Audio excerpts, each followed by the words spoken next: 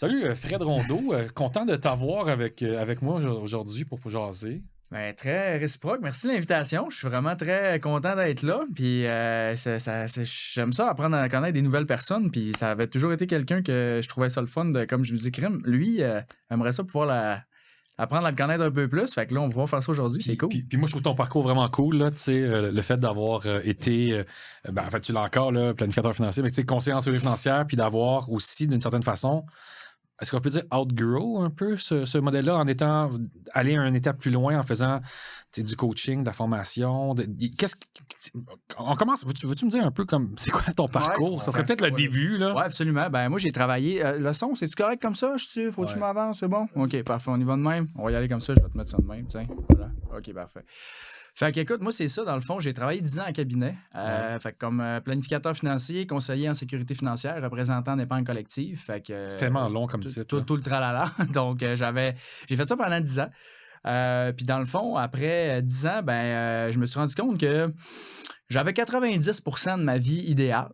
Mais le 10% qui me manquait, à chaque année, il pesait de plus en plus lourd. Puis ce 10%-là, c'était l'impact. Donc, sentir que je pouvais aider plus de gens parce qu'en one-on-one, dans une clientèle qui va être souvent aisée, puis tu grossis ton actif avec le temps, puis tout ça, je trouvais que l'impact allait comme être moindre que si je faisais d'autres choses. Puis aussi, c'est toujours l'impact qui m'a drivé dans tout ce que je fais. Puis l'autre affaire, c'était la liberté créative aussi. Quand tu es à l'intérieur d'un cabinet, tu peux pas faire tout ce que tu veux. Tu fais partie d'un brand, tu es travailleur autonome, mais tu bâtis ta business à l'intérieur d'une business. Fait que tu as quand même des choses qu'il faut que tu respectes.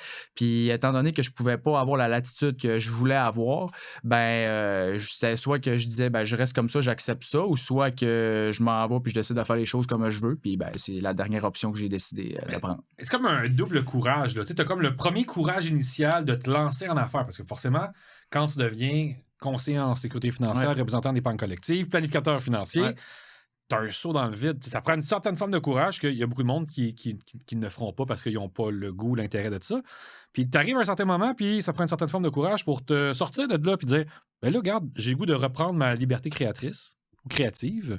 J'ai le goût de m'embarquer dans quelque chose d'autre, puis je suis prêt à délaisser ce que j'ai construit pendant plusieurs années. Mm-hmm. C'est une certaine forme de double courage. Là. C'est comme... Oui, je comprends ce que tu veux dire parce qu'effectivement, dans le fond, c'est beaucoup... Je te dirais, tous les podcasts que je vais faire, ou quand on se parle des fois, les gens ils me contactent, c'est un peu ça qui ressort, c'est le fait que c'est rare d'avoir quelqu'un, mettons, de l'industrie de la finance qui, après 10 ans, sort, pour comme recommencer de quoi, parce que le plus dur, c'est le premier 10 ans, dans n'importe quoi, mais en finance, je veux dire, après ça, tu as juste à t'occuper de ta clientèle, tu as juste à demander un peu de référence, puis faire ton petit pout-pout, ton train-train quotidien, puis t'es parti pour la gloire. Là. Moi, je le compare tout le temps à un gros bateau de croisière, là, je veux dire, j'étais le pilote automatique, puis les revenus allaient juste continuer de faire ça, puis je veux dire, tu regardes un peu pour la grande majorité des gens, mettons, les conditions ou la qualité de vie que j'avais, les revenus, tout ça, puis t'es comme n'importe qui va dire, moi, je vais prendre ça, c'est parfait, c'est la vie de rêve, incroyable, tu sais. Mais comme je te dis, moi, ça me nourrissait plus, tu sais, puis ça... Fait que le choix a quand même été facile à faire parce que je me connais bien, je me suis posé les bonnes questions, puis une fois que j'étais décidé, j'ai dit, c'est beau, tu sais, puis comme je l'ai déjà mentionné dans une autre conversation que j'avais eue, c'était, tu sais, il y avait toujours le si ça marche pas, mettons, le côté comme la peur du regret, un peu de dire, Colin, j'étais tellement bien avant, puis quand j'étais en cabinet à Barouette, j'avais juste à faire ma petite affaire, puis comme j'étais parti pour la gloire, puis ma vie était setée, puis financièrement, tout était parfait. Mais j'estimais à très faible que j'aille ce regret-là, puis je me suis dit, si jamais je l'ai, ça va être plus facile à porter ce poids de regret-là que de ne pas l'avoir essayé pantoute. C'est comme ressauter dans le vide une deuxième fois d'une certaine façon. Oui, c'est de recommencer à zéro carrément, exactement. C'est comme vraiment, tout est fait. Puis là, tu es comme... Puis quand tu commences comme conseiller, je veux dire, tu as hâte d'arriver au stade où tu es comme, j'ai ma clientèle, je me demande des références, ça rentre tout seul, j'ai plein de gens qui me réfèrent sans que je le demande. Puis c'est comme... t'as hâte d'être rendu là, puis tous les conseillers qui commencent rêvent d'être là maintenant. C'est comme, mais là, moi, j'étais là, puis j'étais comme, il manque de quoi, t'sais. Puis là, j'ai recommencé, puis là, je suis vraiment recommencé vraiment comme 0-0, mais ça a toujours été ma force, la prospection, puis aller chercher, mettons, des nouveaux clients, ou comme le branding, ces choses-là. Fait que c'est pas quelque chose qui me dérangeait, mettons, de recommencer à zéro. Il y en a qui vont voir ça comme vraiment un downgrade, puis il y en a plein qui le feront pas à cause de ça, justement. Là. Mais moi, je le voyais juste comme une continuité, puis comme c'est un stepping stone. En cabinet, c'était la pierre pour me faire rendre à Altic en ce moment. Puis, ça faisait juste partie du parcours. C'est le même tu savais-tu que c'était ça que tu t'en allais faire quand tu as lancé Altic? Tu savais-tu que c'était ça que tu t'en allais faire ou bien tu aurais pu rebondir dans n'importe quelle direction? Non, c'était ça que je m'en allais faire. Dans le fond, avec Altic, c'était vraiment éduquer les gens, faire en sorte d'aider le plus de gens possible à avoir une bonne éducation financière, une bonne base pour éventuellement pouvoir être libre financièrement, pour vivre leur best life. Parce que moi, je l'ai vu à quel point il y a des gens que leur vie pourrait être complètement différente juste en ayant fait quelques choix différents ou quelques habitudes différentes. Puis ça, ben, souvent, c'est juste d'avoir été au courant que « Ah ouais, crime, c'est de même, ça marche. » Fait que le plus jeune, tu catches ça, ben, le mieux c'est. Tu connais l'intérêt composé et tout ça. Donc, c'est sûr que le plus jeune, on commence, le mieux c'est. Puis moi, ben, ça a toujours été ça. J'ai tellement vu de dossiers que je me suis dit Caroline, c'est tellement de valeur parce que ce dossier-là, il pourrait être bien correct aujourd'hui s'il y avait juste tel petit détail. Puis les clients aussi, ils te le disent tout, avoir su ça avant. Le fameux avoir su, je l'entends toutes les semaines, là, c'est fou. Là. Puis aussi, je voyais quand même un niveau élevé d'insatisfaction dans les institutions traditionnelles. Les gens ont de la misère à avoir des bons conseils, du service, tout ça. Fait que je veux dire, il y avait comme un gros besoin que j'évaluais là aussi, pour les gens, mettons, qui n'ont pas 1 million et plus, on s'entend, si tu as 1 million et plus, tu vas être bien servi partout, là, mais quand tu commences ou que tu as juste 200-300 000, des fois, tu n'auras pas accès au top conseil, fait que je voyais qu'il y avait une lacune là. Puis c'est surtout aussi que j'ai vu beaucoup de... Puis probablement que t'en as vu aussi en masse, là, mais beaucoup de gens souffrir ou qui sont pognés dans des conditions, qu'ils n'aiment pas, ou ils gardent une job qu'ils détestent, mais juste parce qu'ils n'ont pas le choix, parce qu'ils ont besoin des revenus, mais tout ce côté-là de travailler par obligation, puis comme tu as une pression, tu as comme le poids sur les épaules. Moi, personnellement, ça me tue, genre, de me mettre comme là-dedans, de dire, je veux tellement pas me retrouver dans cette situation-là que... Puis la plupart des gens, c'est pas ce qu'ils veulent non plus. Fait que d'essayer d'aider le plus de monde possible à pouvoir justement avoir une forme de liberté. Puis le but, c'est pas de dire je suis indépendant le plus rapidement possible ou je suis multimillionnaire à 40 ans puis je fais rien puis je suis juste sur un bateau puis je chill sur la plage puis je bois un margarita. C'est pas ça. C'est juste de dire je peux décider de travailler comme je veux, quand je veux. Je travaille par choix et non par obligation. Je peux choisir la job qui me tente. Je peux diminuer mon nombre d'heures. C'est juste d'avoir le plein contrôle, dans le fond, sur ta situation. Il y a un truc qui est intéressant, c'est que en faisant de l'éducation un peu comme ton fer de lance, c'est comme si tu viens décupler ta puissance, comme si tu viens de changer de micro. Tu sais, quand tu es un conseiller, que ta clientèle, c'est là-dedans qu'est ton terrain de jeu. Ouais. C'est là-dedans que tu peux donner des conseils. Exact. Mais là, avec justement tes nouvelles fonctions, tu peux... ce que tu fais aujourd'hui... Ouais. Ton audience est plus grande, tu peux encore davantage donner cette éducation-là, ou du moins partager. L'impact est plus grand, exactement. Ben, c'était ça l'objectif, parce que dans le fond, la réflexion a été, OK, moi, je rencontre des clients, puis mettons que ça fait 5-6 ans que je suis avec eux autres, je les ai rencontrés peut-être au total, je sais pas, 1 à 3 heures par année, mettons, en moyenne, avec les suivis puis tout ça. Fait que peut-être qu'ils ont passé, je sais pas, 10-12 heures avec moi, mettons, depuis 5-6 ans. Puis là, ils considèrent que leur situation financière est vraiment sa coche, puis qu'ils sont super contents, puis même sont même prêts, ils sentent qu'ils sont prêts des fois à investir justement de façon autonome, puis tout ça, parce que je leur ai vraiment comme montré plein de choses, je leur ai recommandé de lire des livres, comme ils ont fait les lectures, puis après, ils sont comme crime, pour vrai, Fred, je me sens en confiance, je comprends comment ça marche, puis ils sont reconnaissants, puis c'est comme merci. Fait que là, je suis comme crime, si je suis capable de le faire avec des clients comme, tu sais, ben, faut juste que je fasse ça, mais comme à plus grande échelle, je vais être capable de le faire avec plus de monde, parce que je le sais. Autrement dit, c'est que ce que j'enseigne, c'est du concret parce que je l'ai vu que ça fonctionnait, j'ai eu plein de feedback de clients, je l'ai fait pendant 10 ans, fait que c'est pas des petites formules magiques puis des affaires de comme deviens millionnaire en 90 jours sans rien faire ou comment faire du day trading, des affaires comme ça. Les 13 secrets de la sauce. Non, exactement, c'est vraiment juste comme du gros bon sens, puis tout ce que l'éducation que les gens auraient aimé avoir plus tôt, parce que moi, c'est tout le temps ça. Comme je te dis, la phrase qui m'a le plus drivé, c'est avoir su. Calique, pourquoi qu'on n'apprend pas ça? C'est toutes ces affaires-là. C'est quoi la question? Puis pourquoi? En fait je te pose la question, mais pourquoi les gens ne le savent pas? Pourquoi l'éducation financière, c'est tout le temps un parent pauvre. Pourquoi on a... Puis, écoute, je suis confronté à ça depuis que je suis là-dedans aussi. Là. Pourquoi? Est-ce que c'est parce que les gens ne sont pas intéressés à ça? Est-ce que c'est parce qu'on ne comprend pas l'impact de nos décisions financières? C'est quoi, au juste? C'est un mélange de plusieurs facteurs. Je dirais que, premièrement, le fait que les gens sont ignorants en grande majorité sur la finance et sur l'argent en tant que tel, ça part, mettons, au Québec, il y a une mentalité qui est vieille, donc qui part de... Tu sais que on est né pour un petit pain puis toutes ces affaires-là. Fait qu'en partant, il y a beaucoup de gens qui ont été éduqués dans comme l'argent, c'est mal, tout ça. Fait que là, déjà là, on s'entend que ça part mal.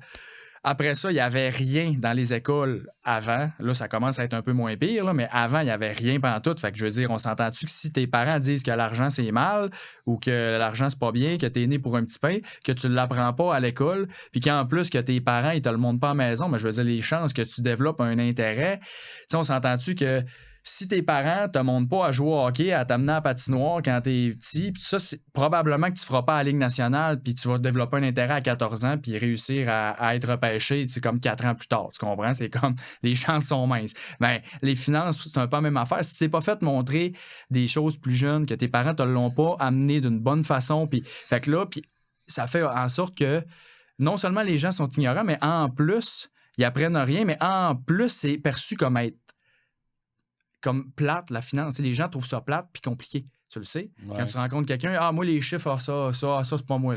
Ça, c'est mon chum qui s'occupe de ça. Moi, j'haïs ça, les finances. Puis, non, moi, juste penser à l'argent. Puis, les gens pensent que c'est mathématique, que c'est logique, que c'est froid, alors que c'est complètement l'inverse. La finance, l'argent, c'est 80% comportement, habitude, c'est psychologique au bout. C'est extrêmement personnalisé, en fait. Tu l'as dit, c'est les habitudes. Ça veut dire la décision de prendre un café ou de ne pas en prendre un café ou de prendre un café à la maison. C'est aussi bête que ça. Là.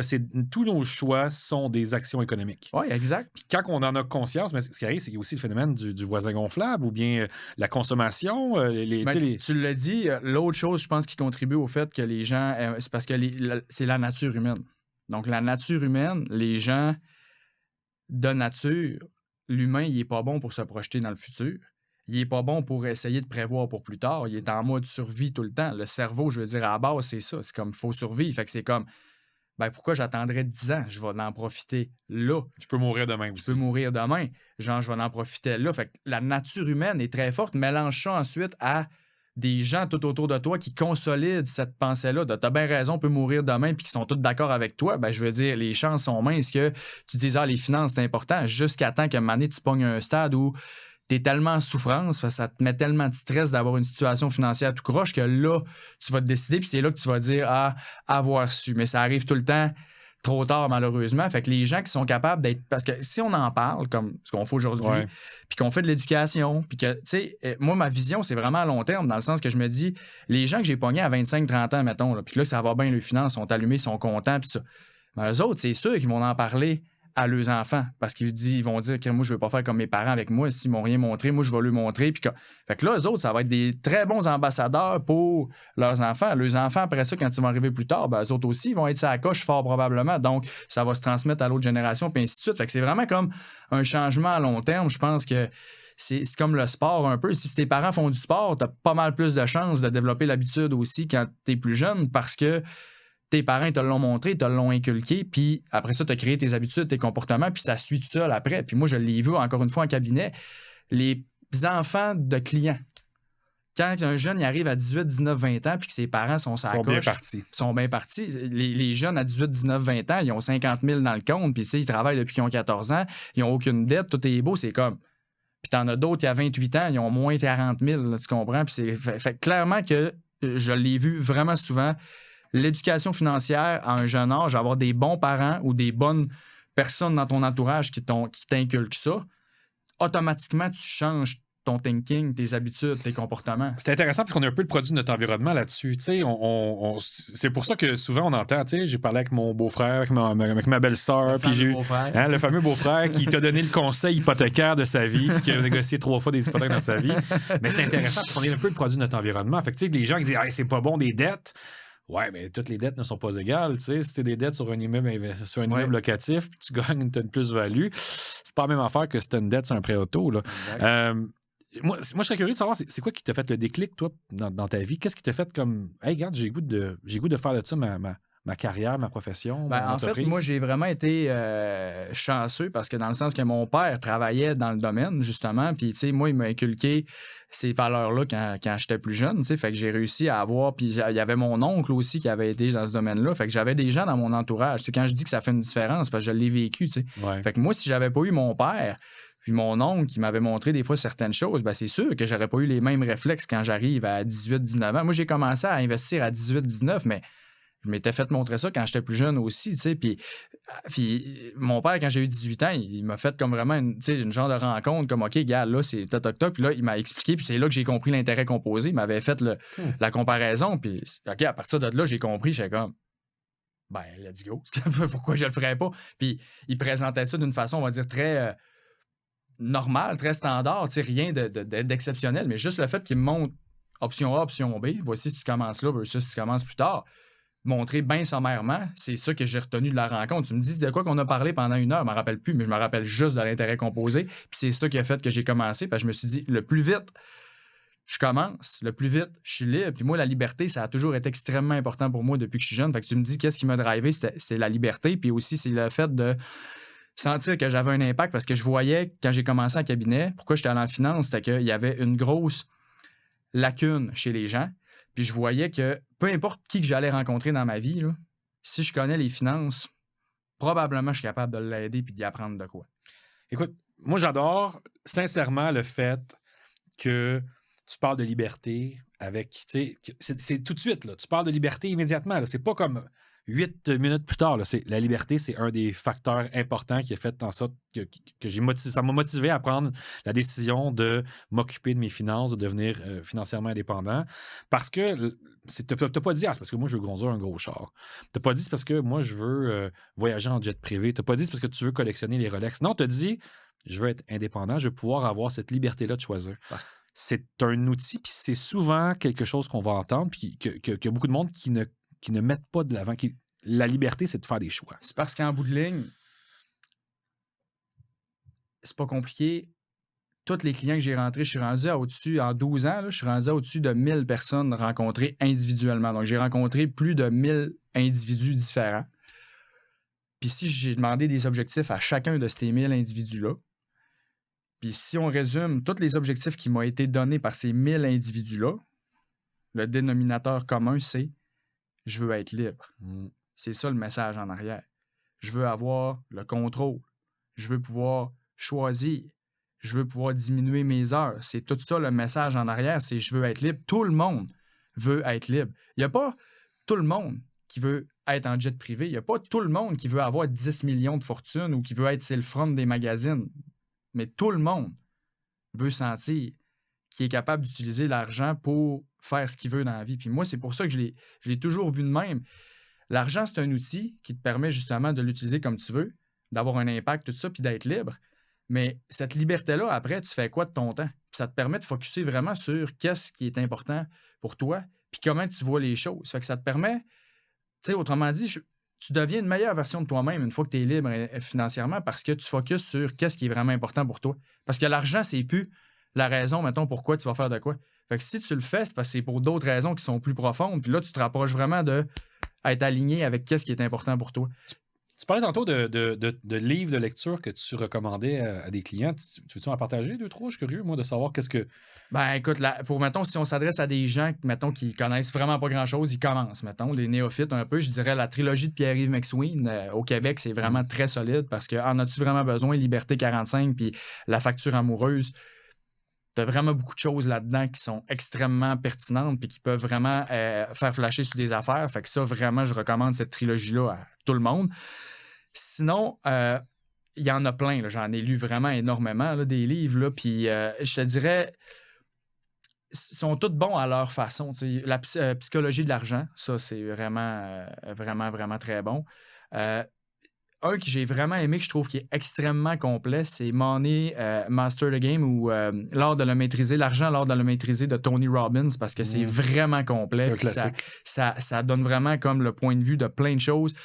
c'est une bible, là, c'est comme 800 pages, mais ça, c'est Unshakable aussi, qui est comme la version un peu plus courte de ce livre-là, de Tony Robbins également. Fait que ça, c'est vraiment, vraiment excellent. Les Dave Ramsey aussi, tous les livres, ça, c'est vraiment bon aussi. Fait que, tu sais, tout ce qui tourne avec des gens, justement, c'est tous des gens qui ont comme... c'est tous des gens qui sont là pour éduquer les... Ils n'ont rien à vendre. T'sais. C'est pas des gens, mettons, du domaine qui vont écrire les livres. Souvent, c'est des gens qui ont externes, qui vont juste dire les vérités. Puis c'est ça que j'aime dans ces livres-là, c'est que c'est vraiment du concret, puis c'est applicable là, puis ça peut faire allumer vraiment des lumières, puis ça moi, je travaille en finance depuis 12 ans, puis même quand je lisais ces livres-là, j'apprenais tout le temps plein de nouvelles affaires, grâce à ces films-là. J'étais comme crime, c'est tellement hot, parce que, exemple, Tony Robbins, je veux dire, il a accès à pas mal n'importe qui veut dans le monde. Je veux dire, moi, j'écris ce livre-là, je peux pas aller faire une entrevue avec Ray Dalio, je peux pas. Là. Fait que c'est comme l'information que Ray a donnée à Tony qui a mis dans le livre. Genre, il y a juste Tony qui peut avoir cette information-là, c'est une mine d'or. C'est pour ça que je trouve ça vraiment très pertinent d'avoir ces livres-là, parce que tu apprends tellement de tous ces gens-là, t'sais. Puis moi, mais ce que j'essaye un peu de faire dans l'information, puis dans ce que je fais, puis dans mes services, puis tout ça, c'est un peu résumer le plus important pour les gens, puis comme vraiment leur donner, voici qu'est-ce qui est le plus important à retenir. Comme, voici tout le bruit qui existe, là, toute l'information de la finance, tout c'est ça, là. Ben voici le 1% qu'il faut que tu retiennes. Là. Tu vas personnaliser ce 1%-là pour chaque personne, dans le sens. Ça va vraiment être une analyse qui va être approfondie sur les motivations internes de chaque client. Ou... Je te dirais, dans le fond, la formation, mettons, que je fais, ou les séminaires que je fais en entreprise qui donnent accès également aux formations, ou les bootcamps qui sont des fins de semaine intensives, tout ça, l'objectif, c'est de rendre les gens à 90% autonomes. Donc, avec ça, ils écoutent ça, c'est au-dessus de 15 heures de formation. Ils écoutent ça. Puis après ça, 90% sont capables de gérer leurs affaires par eux-mêmes. Puis ils savent aussi comment bien s'entourer pour choisir les bons professionnels autour d'eux et puis éviter les pièges aussi de l'industrie puis tout ça.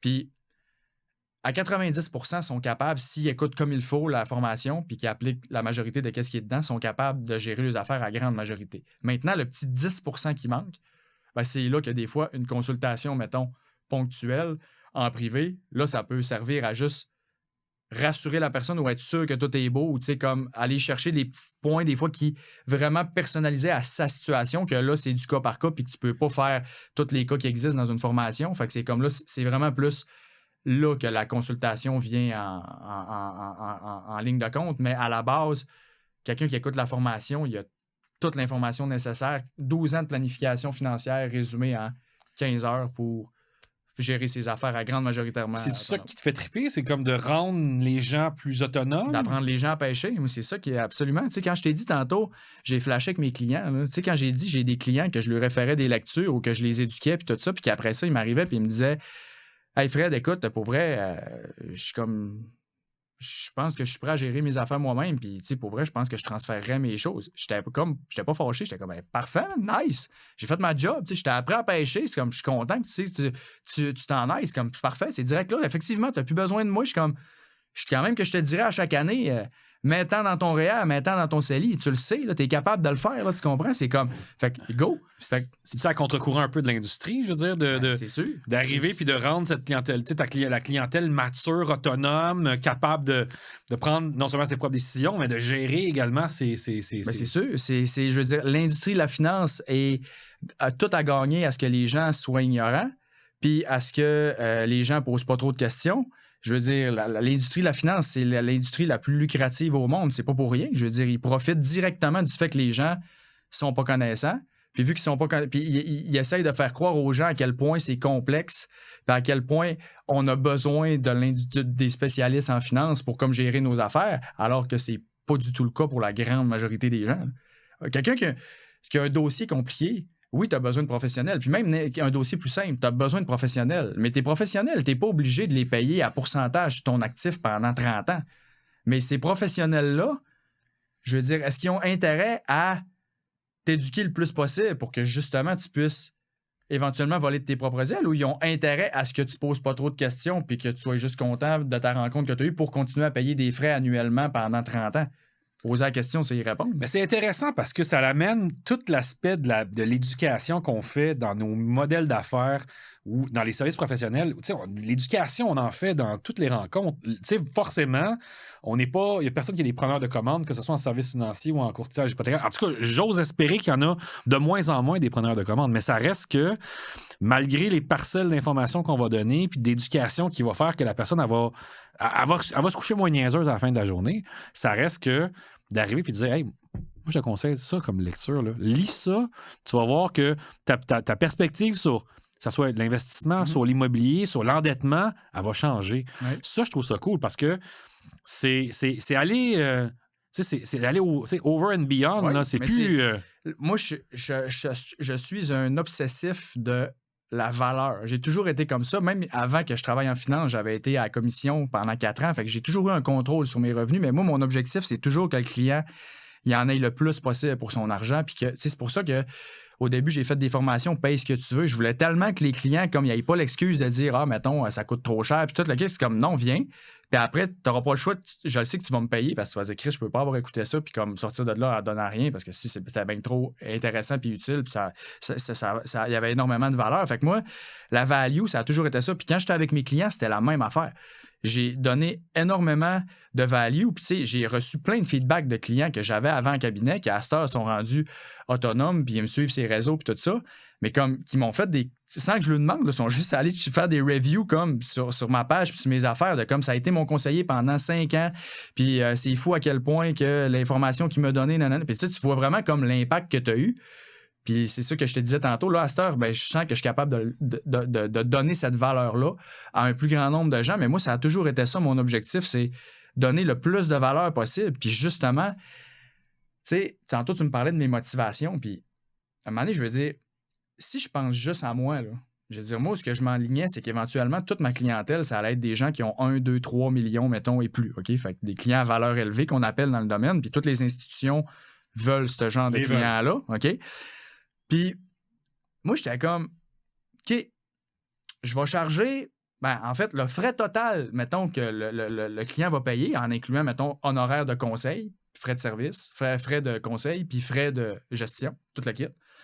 Genre, ça va représenter 15, 20, 25 000, dépendamment du montant que la personne a.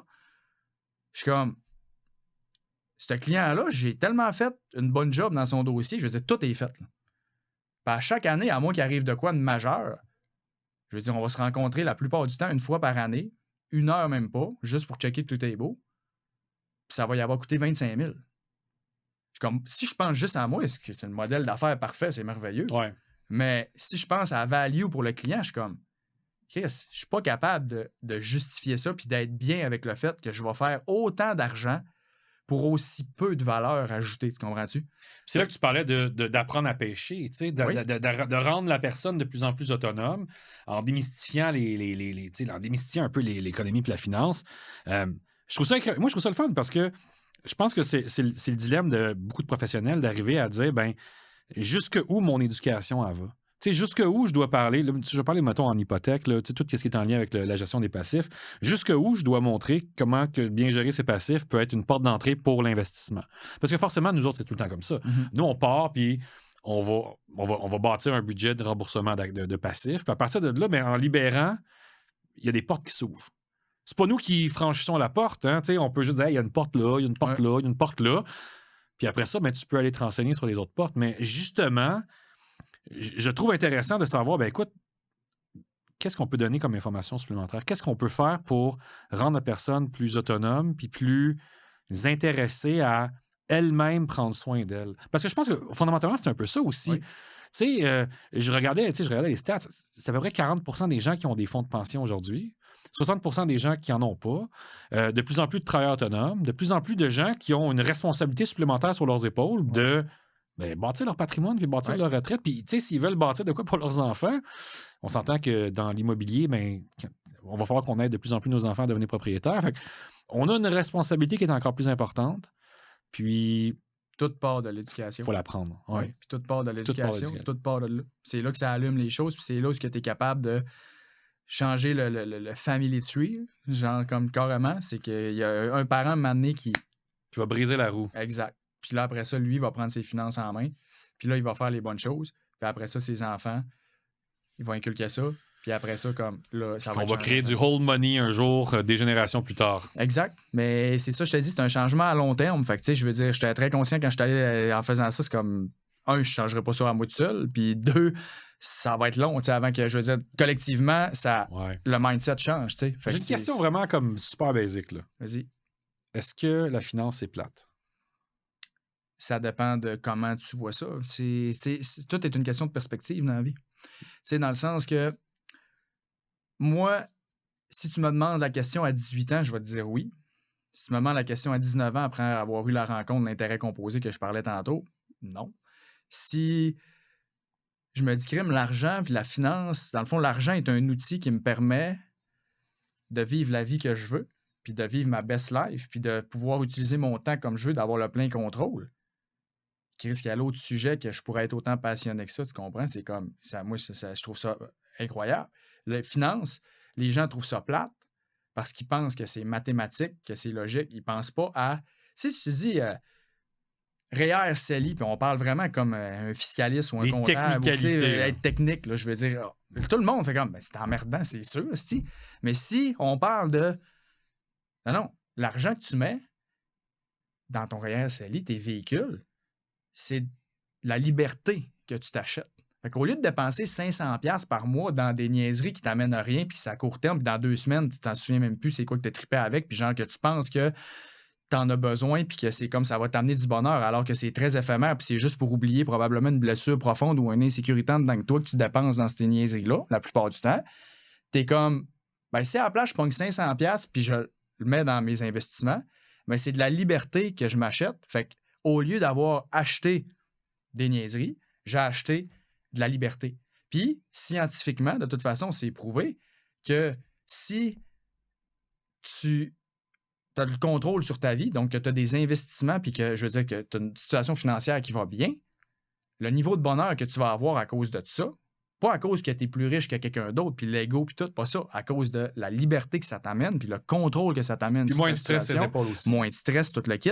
Mais tous ces bienfaits-là, ton retour sur investissement émotionnel est plus fort que dans n'importe quoi d'autre que tu aurais fait avec ce même 500$-là.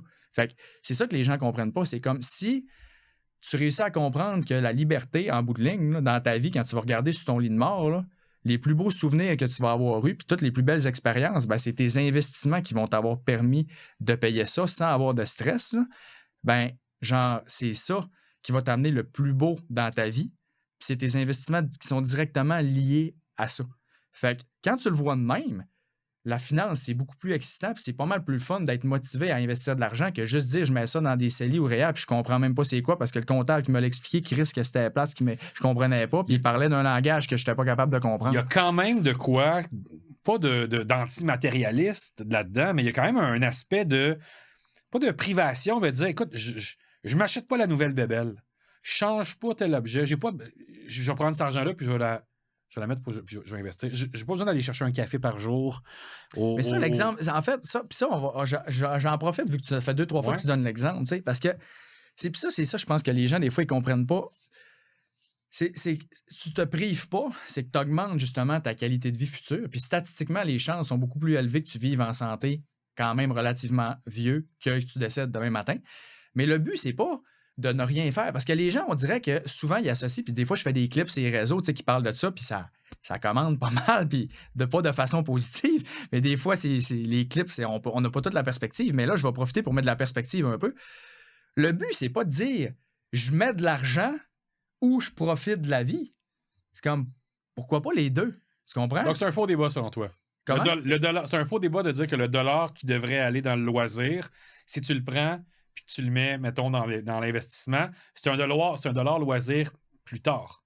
Oui, mais ça dépend aussi d'à quel loisir tu l'as pris. Le problème, là, c'est que je comprends, mettons, quelqu'un, il va dire, si je place 400$, ben, je renonce à 400$ que j'aurais pu faire de quoi avec. Je suis d'accord.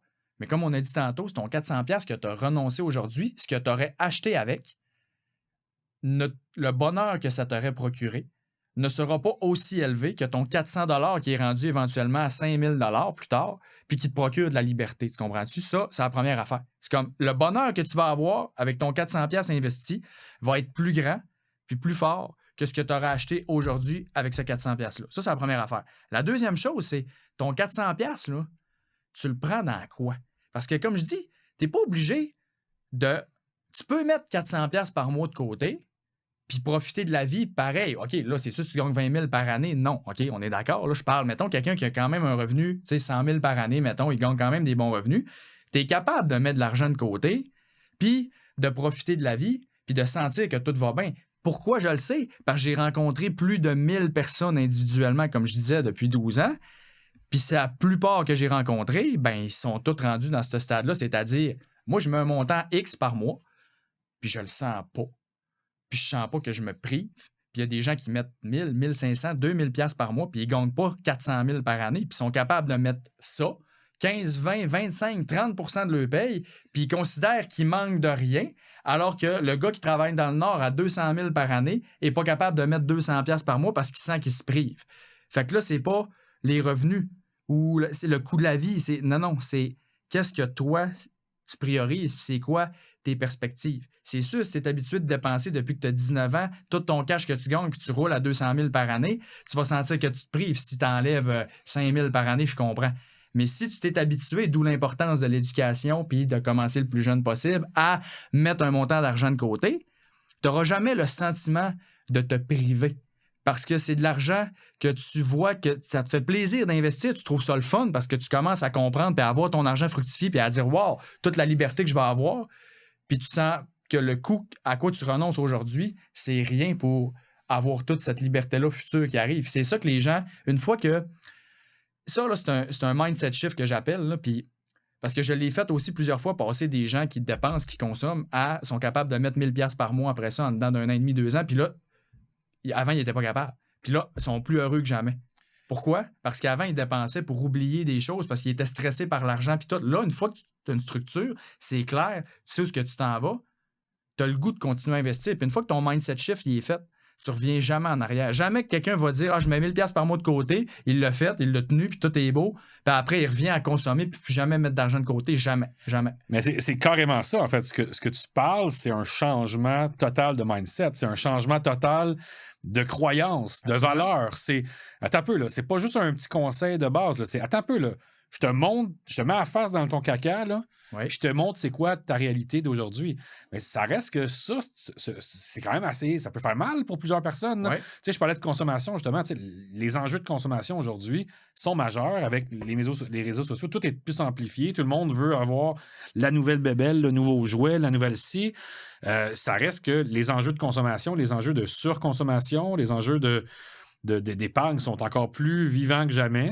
Le coût de la vie également qui a augmenté quand même pas mal dans les dernières années.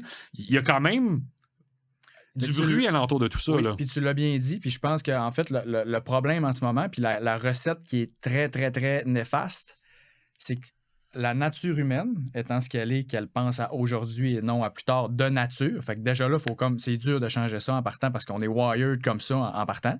Première chose. Deuxième chose, l'ego, les insécurités. Tout le monde, surtout plus jeune, a des problèmes d'ego, d'insécurité, puis veut montrer qu'il est meilleur que l'autre, ou tu sais, comme que tu veux comme te prouver, ou tu sais, comme fait que donc. Troisième point, médias sociaux. Qu'aujourd'hui, ben là, c'est encore plus poussé parce que tu es exposé sans cesse à des gens qui ont l'air de rouler 10 fois plus que toi alors que c'est pas le cas parce que tu es juste exposé au highlight. Fait que tu te fais un faux scénario dans ta tête que tout le monde gagne 1 million par année alors que tout ce que tu vois, c'est du vent puis c'est pas ça pantoute. Puis ça, c'est ça la beauté d'être plan fine. C'est que moi, je l'ai le scan. Puis toi, tu travailles dans le crédit aussi. Fait que tu le sais, c'est qui roule puis c'est qui roule pas. Puis ceux-là qui roulent, là, ou ceux-là qui sont vraiment riches, on va dire ceux-là qui sont riches, tu le sais comme moi que la plupart du temps, c'est pas eux autres qui flashent sur les réseaux sociaux. Ça, c'est vrai. Puis c'est pas eux autres qui ont le besoin de dire « check comment je suis bon ». Parce que leur bonheur, il est interne, leur confiance est interne, puis ils sont pas fragiles. Ils sont pas tout le temps en train d'essayer de... Pourquoi tu veux tout le temps la dernière chose? Pourquoi il faut tout le temps que tu vas acheter le nouveau char? Pourquoi tu veux sentir que tu te gâtes? c'est parce qu'il y a quelque chose dans ta vie, à quelque part, probablement, que tu n'aimes pas, que c'est soit ta job, ta relation de couple, ta vie de famille ou quelque chose, qu'il y a quelque chose dans ta vie qui cloche. Puis là, tu essaies d'oublier, puis tu t'évades avec de la consommation. Fait que quand tu réussis à trouver le nœud du problème, c'est quoi, puis que tu fais de l'introspection, puis tu réussis à dire pourquoi je fais ça, puis comme, OK, c'est parce que j'ai un manque de confiance qui est dû à X, Y, Z, puis c'est à cause de ça que je... Puis là, tu finis par comprendre. Bien là, après ça, éventuellement, la consommation arrête parce que là, tu le sais pourquoi que tu avais ce problème-là. Puis là, ben, tes choix et tes habitudes, ils changent parce que tu as réalisé des choses. Mais avant, tu ne le réalisais pas. Tu pensais que tu avais besoin de ça. Mais tu n'en as jamais eu besoin. Tu en avais besoin pour t'évader, mais tu n'en avais pas besoin pour te sentir fondamentalement bien. Fait que c'est pour ça que je dis c'est très psychologique, la finance. En fait, écoute, tu voles toutes mes questions que je m'en allais poser, tu les as toutes répondues. En fait, je m'en allais dire là, que j'ai l'impression que tu shakes le monde. Tu shakes solidement. Puis je m'en allais dire thérapie financière. Caroline, il a volé mon... Mais je m'en allais dire, c'est comme une thérapie financière. Ben oui. C'est comme si tu leur montes un miroir, puis tu l'amplifies, puis qu'en les shakant, tu les amplifies sur leurs propres décisions, puis les pourquoi ils vont chercher ces décisions-là. Puis ça, j'ai l'impression que la plupart des gens qui sont en service professionnel, ils se rendent jamais aussi loin que ça. C'est sûr. Attends un peu, est-ce que tu penses qu'il y a du monde qui pourrait dire que tu es dans le jugement à cause que tu fais ça? Ou bien, au contraire, ils viennent chercher comme... Ils ont besoin de se faire shaker. Je pense que tout le monde a besoin de se faire dire les vraies affaires. Puis moi, le premier, je veux dire, quand des fois, tu as une rencontre, tu te fais dire des choses que tu t'attendais pas, puis t'es comme... Ça te shake, puis sur le coup, t'es comme... Tabarnak, mais après, tu te reposes des questions, puis ça te rentre dans la tête, puis après ça, tu as de l'introspection, puis finalement, à un moment donné, tu t'en rends compte, puis encore une fois, c'est parce que je l'ai vu plusieurs fois, puis j'ai même du monde, des clients qui sont des chums aussi, que je suis très proche, puis que c'est tout ça qu'ils m'ont dit, c'est un peu ce que tu as dit tantôt, c'était comme, j'en pense à un en particulier, il m'a dit, c'est parce qu'il dit, t'es capable de rentrer dans la tête comme il faut à la bonne place. Genre pour que après ça, t'as une introspection, puis tes comportements, ils changent. Puis pas parce que, mettons, c'est comme je te dis, c'est que les gens, une fois qu'ils le réalisent, là, pourquoi quelqu'un est capable il met 0 par mois, puis il dit, j'ai pas d'argent à mettre de côté, puis en dedans de pas grand temps, avec le même salaire, il est capable de monter à 500, puis éventuellement à 1000$ par mois, avec le même salaire. C'est juste parce que sa perspective a changé sur des affaires. Puis ça, ben, ça a été fait à cause de l'impact, mettons, qu'il y a eu dans la consultation, ou comme en disant les vraies affaires, que sur le coup, t'es comme... Puis la consultation, là, on peut-tu dire que c'est une forme de coaching? Ben, c'est comme... oui. Attends un peu, je vais aller à une autre place, là. Vas-y. C'est quoi la différence entre un coach et un conseiller? Ben, dans le fond, c'est c'est parce que, mettons, la ligne est mince, tu sais, genre... Puis... Mettons, un conseiller, quelqu'un qui travaille dans le domaine, il va vendre des produits, tu sais, puis tout ça. Puis moi, mettons, ce que je fais pas, mettons, une planification financière intégrée avec un document de 60 pages, puis tu sais, comme tout le tralala, parce que je veux dire, la plupart des gens, c'est pas ça qu'ils ont besoin, puis ils me contactent pas non plus pour avoir un document de 60 pages. Tu sais, c'est juste comme, je veux avoir un deuxième avis, ou juste comme, y a-tu des choses que je sais pas? Ils veulent être éduqués, autrement dit. Fait que c'est comme une genre de formation privée, tu sais, quand j'étais avec quelqu'un, c'est plus comme, ton dossier, c'est ça. Voici ce que je trouve en ce moment, qui fait peut-être moyennement de sens. Je t'explique pourquoi, puis là, je prends le temps de l'éduquer sur pourquoi, nanana, puis comme, voici les options qui existent. Puis après, la personne a fait des choix. Tandis qu'un conseiller va plus dire, faire un plan, mettons, ou fait ça, ou toc, toc, toc, puis comme vraiment, comme, on investit dans telle affaire, puis comme plus précis. Moi, c'est vraiment plus, voici les options qui existent, puis après ça, fais ce que tu veux avec cette information-là. Tu comprends? Parce que c'est drôle parce que j'avais comme, tu sais, en t'entendant parler, j'avais comme l'impression qu'il y avait comme cette notion on est plus intéressé. Tu sais, j'ai l'impression que tu es comme encore plus intéressé au parcours que le client va prendre que le conseiller qui montre les options, puis qui n'a peut-être pas nécessairement le même... Tu sais, j'ai l'impression que le conseiller est un peu plus détaché, alors que le coach ou la personne qui est là pour, pas transformer, mais shaker, on dirait que, comme si il y avait un intérêt en toi à vraiment transmettre ça. Ben absolument, parce qu'à la base, repense à pourquoi je suis allé en finance que je te disais tantôt, puis pense à la majorité des gens qui s'y vont en finance. Si tu leur poses la question, tu l'as dit tantôt au début quand tu me poses la question. J'ai parlé de liberté, mais j'ai pas parlé de char, de jet, de ci, de ça. Demande à la grande majorité des gens qui travaillent en finance pourquoi ils vont en finance.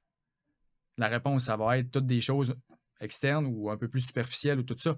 Donc, ça veut dire quoi? Ça veut dire qu'ils vont là, puis ils vont en finance souvent parce qu'ils aiment les chiffres, ils aiment les maths ou ils aiment l'argent, mais tu les entendras pas comme la plupart du temps, je veux aider les gens, je veux changer leur vie ou comme améliorer ou avoir un impact ou nanana. Donc, c'est sûr qu'ils iront pas se rendre là. Parce qu'éduquer quelqu'un, Chris, c'est pas mal plus d'ouvrage, là. Genre de comme, au lieu de juste y donner un produit que le client veut. Le client il arrive, il dit ah, moi, j'aime pas ça prendre les risques. Je suis comme, moi, je suis frileux, puis les investissements, je connais pas ça, je veux pas perdre d'argent. Ouais, parfait, on va vous prendre un CPG. Ben correct, allez-y. Prochain, next. En place, c'est comme, ben, pourquoi vous voulez pas prendre de risques? Ben, premièrement, vous investissez pour combien de temps? C'est pour quel projet que vous voulez investir? C'est-tu pour du long terme, du court terme? C'est pourquoi vous investissez à long terme. OK, mais là, vous le savez que si vous investissez à long terme, vous comprenez que, mettons, vous achetez des actions, puis là, tu prends le temps d'expliquer comment que ça fonctionne, nanana. Mais là, après ça, la personne, elle a complètement de l'information qu'elle n'avait pas avant. Fait que c'est sûr que ses choix ne seront pas pareils. Tu brises les mythes. Tu as pris le temps de l'éduquer, tu as brisé les mythes. Fait que combien de fois, moi, j'ai rencontré des gens, même quand j'étais en cabinet avant, qu'ils arrivent, ils te disent un peu ce discours-là, tu prends le temps de les éduquer. Après, j'ai jamais personne qui a acheté un CPG, jamais. Parce qu'au début, c'était comme quelque chose de même qu'il aurait voulu, mais parce que j'ai fait la job d'éduquer qui est plus longue et moins payante si tu calcules ton taux horaire parce que tu prends le temps. Puis ça, c'est ça que je trouve plate aussi parce qu'il y en a beaucoup qui ont le, tu sais, c'est ça qu'ils voulaient, puis ils vont justifier le. Tu sais, c'est comme si quelqu'un en sevrage, il prend de la coke, puis il vient te voir, puis il est comme, j'aurais besoin de la coke, là, je me sens pas bien. Ben, OK, si tu lui donnes la coke, c'est comme. Ouais. Peut-être qu'il y a peut-être de quoi à faire avant pour comprendre. C'est un plaster. Est-ce que justement est-ce que justement tu vas. Le fait d'aller plus loin, de prendre plus de temps, parce que forcément c'est clair que c'est plus de temps, est-ce que ça veut dire que tu t'impliques encore. Tu as une impression d'être encore plus impliqué? Est-ce que tu as. Autrement dit, est-ce que tu peux-tu être déçu, mettons, des clients qui prennent des mauvaises décisions ou bien tu leur laisses cheminer? Moi, je les laisse faire. Après, dans le fond, moi quand je finis une rencontre ou que ça a toujours été comme ça, c'est la balle est dans ton camp. Dans le sens que moi, je t'ai tout dit aujourd'hui ce que je juge qui était essentiel que tu saches pour que tu puisses gérer tes affaires comme il faut. Fait qu'un peu, si je prends la formation, quelqu'un qui écoute la formation qui dure 15 heures, puis il l'écoute vraiment comme il faut, je le sais qu'il y a tout ce qu'il faut là-dedans pour que à 90%, il soit correct. S'il décide de rien faire après, ben là, rendu là, c'est son choix. Mais moi, je le sais que tout ce qui est là-dedans, c'est tout ce qui fonctionne avec les clients, puis les pitons que je pèse avec les clients qui est catché, c'est tout là-dedans. Fait que quand je fais une rencontre individuelle, c'est la même affaire. C'est juste que c'est comme une formation express personnalisée au client de vraiment, OK, on s'en va dans 2 heures. Qu'est-ce qui est le plus important pour toi? C'est ça. Puis là, ben moi, je dis en 2 heures, qu'est-ce qu'il faut vraiment qu'il regarde puis qu'il focus? OK, c'est sur ça. Puis aussi, en consultation, j'ai beaucoup moins de gens qui partent de zéro puis qui ont une grosse job d'éducation à faire. Parce qu'il y a déjà un pas de fait. Là. Le monde qui me contacte, là, c'est du monde qui sont déjà depuis longtemps puis qui sont tannés du système traditionnel. C'est eux autres qui me contactent. Là. Quelqu'un qui a des dettes, qui a 22 ans puis qui ne connaît rien, il ne veut pas une consultation. Parce qu'il ne réalise pas encore à quel point je peux être utile pour lui. Mais quelqu'un qui paye 20 000 de frais par année depuis des années puis qui est un peu tanné du système traditionnel, puis là, il envoie un crime qui est enfin indépendant parce qu'il n'y en a pas beaucoup au Québec. Lui, il fait longtemps qu'il en cherche un puis il n'en trouve pas. Fait que là, quand il me voit arriver, il est comme, ben, crime, c'est sûr que je vais l'appeler. Justement, est-ce que ton modèle, est-ce que ta façon de travailler a fait du bruit? Elle dérange-tu? Est-ce qu'elle shake pas juste les clients, mais elle shake aussi la compétition? En ce moment, j'ai pas encore beaucoup de feedback là-dessus parce que j'ai pas encore commencé à être comme... Là, je pense que ça va commencer peut-être de plus en plus là, à partir de maintenant. J'ai eu beaucoup de feedback positif de l'industrie parce que les gens, tout le monde est d'accord dans l'industrie qu'il y a une lacune au niveau de l'éducation financière puis que les gens devraient être plus savoir ça. Puis j'ai eu beaucoup de beaux messages de monde qui sont dans l'industrie. Puis même du monde qui m'ont contacté parce qu'ils aimeraient ça éventuellement travailler avec moi. Fait que ça, j'étais super comme touché de ça. Je trouvais ça nice. Fait que j'ai vraiment eu du feedback positif, genre de comme à date l'industrie.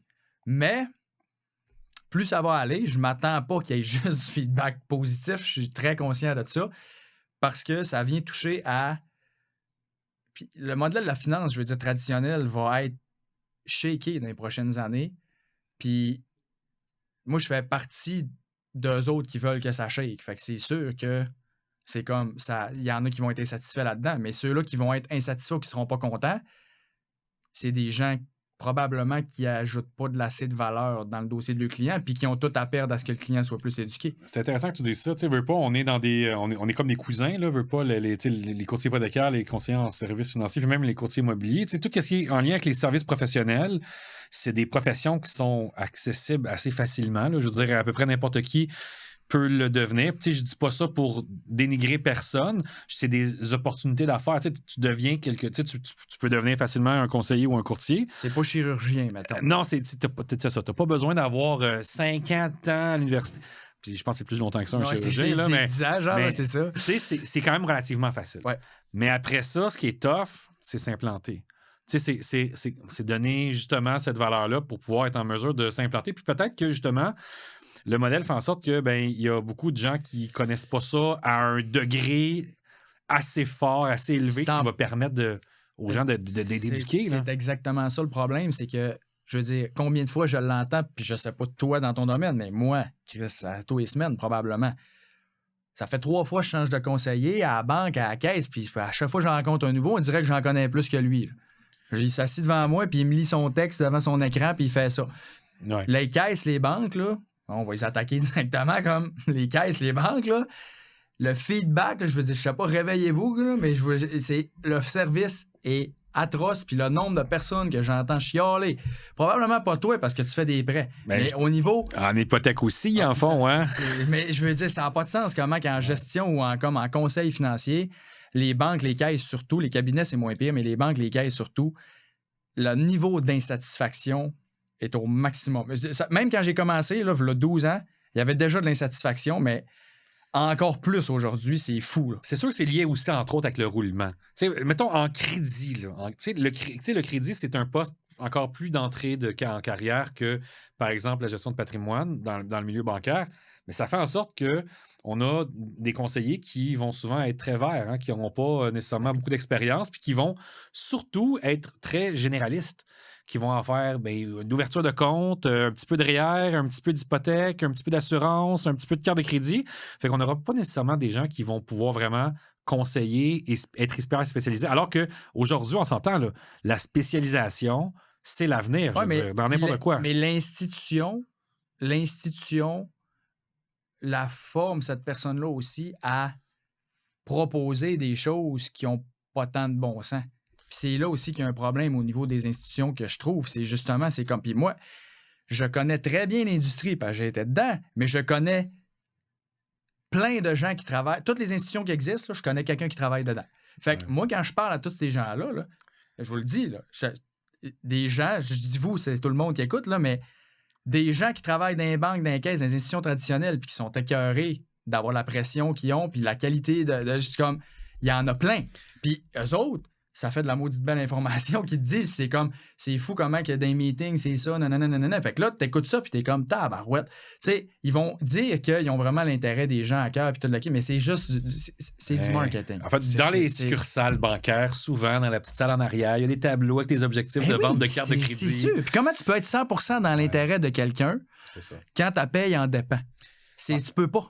C'est peut-être aussi le fait que le mot conseiller qui veut pas dire nécessairement grand-chose, qui n'est pas un titre protégé, qui est utilisé à tout vent, il est utilisé dans ce milieu-là. Oui. Alors que le conseil n'est pas nécessairement objectif. Oui, puis aussi il est attaché avec un seul fournisseur. Oui, puis regarde comment c'est recruté les gens dans le domaine de la finance en général. Mettons qu'on inclut toutes les institutions en général. Comment c'est recruté la plupart du temps? Hey, viens, check comment tu vas faire de l'argent. Check l'année passée, j'ai fait ça. Non, c'est vraiment le côté salaire. Il attire les gens. Mais là, les jeunes qui commencent, ils réalisent que pour gagner de l'argent, il faut qu'ils travaillent comme dans n'importe quoi. Puis là, maintenant, ils se sont fait vendre un peu. Je vais gagner beaucoup d'argent. Mais finalement, ils n'en gagnent pas tant que ça. Puis après 6 mois, 1 an et demi, quand ils ont fait le tour de leur famille, puis ils ont vendu de l'assurance à toutes les personnes qu'il y avait autour d'eux autres, puis ils ont achalé comme pour qu'ils prennent une assurance permanente, là, après ça, ces gens-là, ils s'en vont, ils font d'autres choses. Puis là, le problème dans l'industrie, là, c'est que tous ces gens-là, puis les jeunes, on va les appeler les jeunes, ils peuvent avoir 40 ans puis commencer une nouvelle carrière. OK, mais les jeunes dans la carrière. Les jeunes dans la carrière, c'est eux autres qui scrapent le marché. Puis c'est eux autres qui font que le monde sont tannés du monde de la finance. Puis les bonnes personnes en finance, parce qu'on s'entend, il y en a dans n'importe quelle institution, les banques, les caisses, les cabinets, il y a du bon monde partout. Il y en a du moins bon, puis il y en a du moins compétent, mais il y en a du bon. Mais le problème, c'est que les bons vont payer au niveau de l'image pour les moins bons. Puis c'est tout le temps ça dans tout. Dans toutes les professions. Tous les domaines, c'est ça. Il y a un policier qui fait un move de cave à la TV, ben tous les policiers vont payer pour ça, puis tout le monde va être fâché contre les policiers, alors que c'est un policier qui a fait une erreur. Vincent Lacroix, mettons, on s'entend, bon, ben tout le monde en finance, c'est des crosseurs à cause qu'il y en a un qui a décidé de faire ça.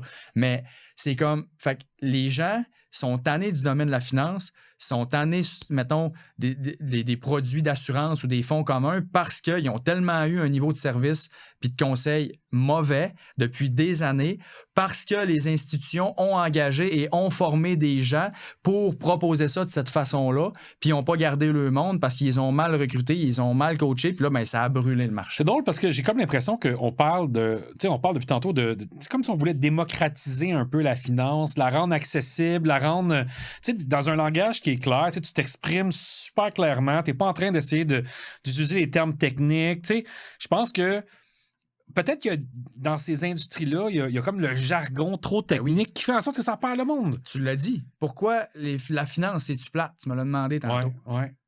C'est plate parce que les gens qui travaillent en finance parlent comme si le client, c'était son égal en termes de connaissances.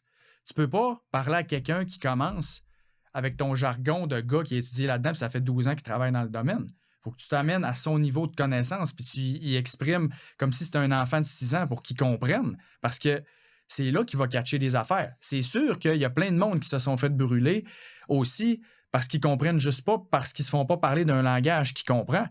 Puis moi, encore une fois, je le sais très bien que c'est ça ma force parce que je me l'ai fait dire puis j'ai du feedback. Fait que je le sais que si j'ai rencontré des gens puis que l'impact a été bon, c'est parce que j'ai réussi à adapter un langage qui font qu'ils comprennent bien puis qu'après ça, c'est ça qui fait que crime, c'est de même. OK, c'est juste ça dans le fond. Crime, OK, fait que c'est pas compliqué. Puis en bout de ligne, tout ce que les conseillers font en succursale la grande majorité du temps, c'est facilement remplaçable si tu t'éduques. Puis si tu t'éduques, ben il faut juste que tu aies de l'information de qualité qui va être facile à comprendre. Puis après ça, tu vas comprendre. Écoute, c'est aussi simple que ça. Je trouve ça très, très, très bien. Il y a un autre aspect que j'aimerais revenir. Tu as dit tantôt qu'il y avait une période de grand changement présentement. Oui. Puis que ça allait shaker, en fait, l'industrie. Oui. Qu'est-ce que tu vois, toi, présentement, dans ta boule de cristal? Là? Qu'est-ce que tu vois comme changement? C'est quoi les disruptors? Qu'est-ce qui va arriver, selon toi? OK. Premièrement, MRC-C2, pour les gens qui ne connaissent pas ça, dans le fond, c'est les organismes de réglementation qui essayent de faire qu'il y ait plus de transparence en finance. Parce qu'on s'entend, là, le domaine de la finance, depuis longtemps, c'est pas réputé comme le domaine le plus transparent. Hein? C'est pas pour rien que les requins de la finance puis que le monde de la finance ont en général une image négative. C'est comme un vendeur de chars usagés. OK? Pourquoi? Parce qu'ils sont souvent pas transparents. Les organismes de réglementation essayent de faire que ça soit plus transparent. Et là, il y a eu le MRC-C2 qui était fait comme en 2017 ou 2018 dans ce coin-là, que là, les institutions n'avaient pas le choix de déclarer une partie de leurs frais. Parce qu'avant ça, là, les frais de gestion, 2 2,5 là, tu le voyais pas. Là. Ça me rappelle les pénalités hypothécaires. Ça aussi, c'est très, très, très mystérieux. Des frais de rachat. Quand tu vends un fonds ou un produit, puis si tu retires ton argent dedans de 7 ans, tu as des frais. Tu as une pénalité. Ouais. Parce que ça donne plus de commissions sur le coup, mettons. Fait que tu as tout ça. Fait que genre, mais ça n'existe plus. Ça existe, mais il y en a vraiment quasiment plus. Là. Mais bref, on s'entend que le domaine de la finance, là, je veux dire, avant MRC-C2, les frais, il n'y avait aucune obligation de déclarer rien. Fait que les gens, combien de gens encore aujourd'hui pensent qu'ils ne payent pas de frais en ce moment? Ou que, c'est 1%. Moi, j'ai posé la question à tous les gens que je rencontre, tous les gens que je rencontre qui me contactent, là, je lui pose tout le temps la question, même si je ne fais pas de consultation avec eux autres, je lui pose tout le temps la question. Est-ce que tu sais, en dollars, combien tu payes en ce moment pour tes produits financiers? Puis tout ce que tu as. J'ai 0 personne qui a été capable de me dire exactement, oui, je paye tant. J'ai aucun. 0. Puis j'ai rencontré du monde qui ont 3, 4, 5, 6, 7 millions. Ils savent que c'est 1,1%, 0,8, mais ils sont pas capables de me dire en dollars. C'est drôle parce que moi, en fait, là-dessus, j'ai une autre anecdote. La plupart du monde, quand ils magasinent un prêt hypothécaire, le taux d'intérêt, c'est c'est juste ça qui compte. Il n'y a rien d'autre qui compte. Au début, là, au début de la relation, il y a juste le taux d'intérêt qui compte. Puis après ça, on creuse. Puis finalement, le taux hypothécaire devient secondaire par rapport à la mise en place d'une situation optimale pour la gestion des passifs. Mais tu poses la question 2 mois plus tard. C'est quoi ton taux d'intérêt? Puis la plupart du monde, ils ne le savent pas. Tu poses la question à des gens qui viennent de s'acheter un auto. C'est quoi ton taux d'intérêt sur ton auto? La plupart du monde, c'est entre 4 et 6. Attends un peu, quand tu négociais, c'était vraiment important. Mais on a tendance, en tant qu'humain, à oublier ce genre de détails-là. C'est quoi tes avenants que toi, si tu n'as pas les assurances habitation? Hey, Colin, ne le sais pas. Tu sais, on a une ignorance parce qu'il y a peut-être des choses qui ne nous passionnent pas suffisamment. Mais c'est une maudite bonne question à poser. Mais absolument, parce qu'en plus, je veux dire, on s'entend, là, c'est la pause du siècle. Je veux dire, pense-y. Tu es un entrepreneur, tu es un gars d'affaires, pense-y. Okay? Ton modèle d'affaires, là, ton client paye des milliers, des dizaines de milliers de dollars par année, dépendamment de l'argent qu'il a. Il ne sait pas combien ça y coûte. Il est content, même si tu as rencontré juste une demi-heure. Puis il renouvelle à chaque année. Puis il y a une loyauté. Parce que les gens ne veulent pas souvent veulent pas changer. Les institutions financières, souvent, vont jouer là-dessus. Là. Tu es un client vert depuis 30 ans, puis j'ai pas le goût de changer. Le changement peut rendre certains incertains, puis unsafe. On ne se sent pas bien de changer de banque ou de gestionnaire de patrimoine. Ça se peut, ça aussi. C'est un phénomène très naturel que les humains vont avoir de ne pas vouloir avoir du changement. Ils misent là-dessus. Puis c'est pour ça que je te dis, l'industrie de la finance, en général, a tous les outils pour avoir le gros bout du bâton, puis c'est ça qui arrive depuis tout le temps. Fait que là, le seul point clé, encore une fois, c'est quoi? L'éducation. Si tu éduques les gens, au moins, ils vont savoir combien ils payent, puis ils vont être en mesure d'évaluer s'ils en ont pour leur argent. Parce que quand tu dis « Crime, ça m'a coûté 17 000 », qu'est-ce qu'il a fait, mon conseiller, 17 000 cette année? On s'est rencontré une demi-heure, il m'a parlé 10 minutes de déplacement, puis après ça, on a parlé 20 minutes de pêche, puis ça a été fini. Fait que si tu juges que pour 17 000 tu en as eu pour ton argent, ça, c'est libre à toi, ça t'appartient, c'est bien correct. Mais si tu juges que finalement, comme crime, ça fait peut-être cher la rencontre pour ce que j'ai, bien, si tu ne le sais pas combien tu payes, comment tu peux évaluer si tu en as pour ton argent? Fait que moi, c'est tout le temps ça que je dis aux clients. C'est comme là, c'est pourquoi je te pose cette question-là, c'est parce que je savais que tu n'allais pas être capable de me le dire. Puis si tu ne sais pas combien tu payes, comment tu peux savoir si tu en as pour ton argent? Fait que moi, je suis là pour te dire, voici combien tu payes. Fait que là, je dis, puis c'est comme, voici le montant pour que tu puisses juger si tu en as pour ton argent. J'ai dit, dans quoi d'autre dans la vie, là, ça te coûterait 17 000 puis que tu le saurais pas? J'ai dit, dis-moi les. Comme, il n'y a rien. Est-ce que parce que là, moi, ça m'amène une tonne de questions. Il faudrait que je finisse aussi ta question que tu m'as demandé. Vas-y, puis non, mais comme tu veux. Allez, vas-y. Parce que tu me posais, c'est quoi les changements? Là, c'est pour ça que je fais le détour avec les frais, OK? Parce que là, ça, c'était la passe avant MRC-C2, OK? Fait que là, on s'entend, là, les clients, ça leur coûte 10, 15, 20 000, ils le savent pas, puis comme eux autres, ils pensent qu'ils ne payent pas de frais. Ça, c'était ça avant. MRC-C2, là, à cette heure, tu vois ton frais, mais en dollars. Mais ton frais de conseil seulement. Puis ça, les gens, souvent, ne le savent pas. Ah ouais, ça me coûte 1%. Comme t'as peu. 1%, c'est ton frais de conseil que tu as, ton honoraire qui est chargé. Tu vas voir ça, c'est beau. Mais si ton conseiller t'a mis des fonds communs qui coûtent 0,96 de frais, on va arrondir à 1%, bien, c'est 1% de frais de conseil plus 1% de frais de produit que ça te coûte au total. Fait que c'est 2%. Fait que si, mettons, tu as 1 million qui est tout là-dedans, ben c'est 20 000 que ça te coûte, c'est pas 10 000. Mais le client, sur son relevé, il voit 10 000. Fait que ta voiture, elle passe, là, comment que n'importe qui peut penser qu'il paye 10 000, mais en bout de ligne, il y a un autre frais invisible qui est le frais de produit qui coûte la même affaire, des fois plus. Puis des fois un peu moins, mais bref, s'il y a un autre frais qui est là et qu'on ne voit pas. Mais ça, les gens ne le savent pas. Parce que moi, combien de fois... Ah oui, c'est 1%. Oui, je sais, c'est 1%, c'est marqué. Oui. Ton frais de conseil. Maintenant, qu'est-ce que tu as comme produit? Ah, tu as des actions individuelles. Ah, OK, effectivement, bon, tu n'as pas de frais supplémentaires. OK, c'est vraiment 1%. Mais la plupart du temps, ils ont des fonds communs ou des produits, puis ils ont des frais sur chaque produit. Fait que là, il faut que tu calcules le frais total. Fait que ça, c'est la partie frais de produit, tu la vois pas en ce moment. Mais à partir de l'année prochaine, 2027, MRC-C3, tous les frais vont être déclarés en dollars sur les relevés. Donc, c'est pas compliqué. L'industrie de la finance, avec toute l'éducation que les gens commencent à obtenir à cause des réseaux, avec les livres qui sont disponibles, mais que tout ça qui se fait, je veux dire, les frais de gestion vont être coupés en deux éventuellement. Si tu m'as demandé une prédiction tantôt, je veux dire, le domaine de la finance ne peut pas continuer à charger des frais aussi chers pour aussi peu de valeur ajoutée. Donc, c'est sûr que pour quelqu'un qui, en ce moment, gère 100 millions d'actifs, pour avoir la même paye, il va falloir qu'il gère 200 millions d'actifs. Ça, c'est ma première prédiction qui va arriver éventuellement. Je t'amène une sous-question à cette première prédiction-là. Vas-y. L'aspect d'autonomie. Tu sais, dans le fond, forcément, il y a de plus en plus de gens qui suivent tes conseils, deviennent de plus en plus autonomes, qui prennent un peu comme, j'allais dire, ils prennent leur propre vie financière en main, là, d'une certaine façon. Ouais. Là.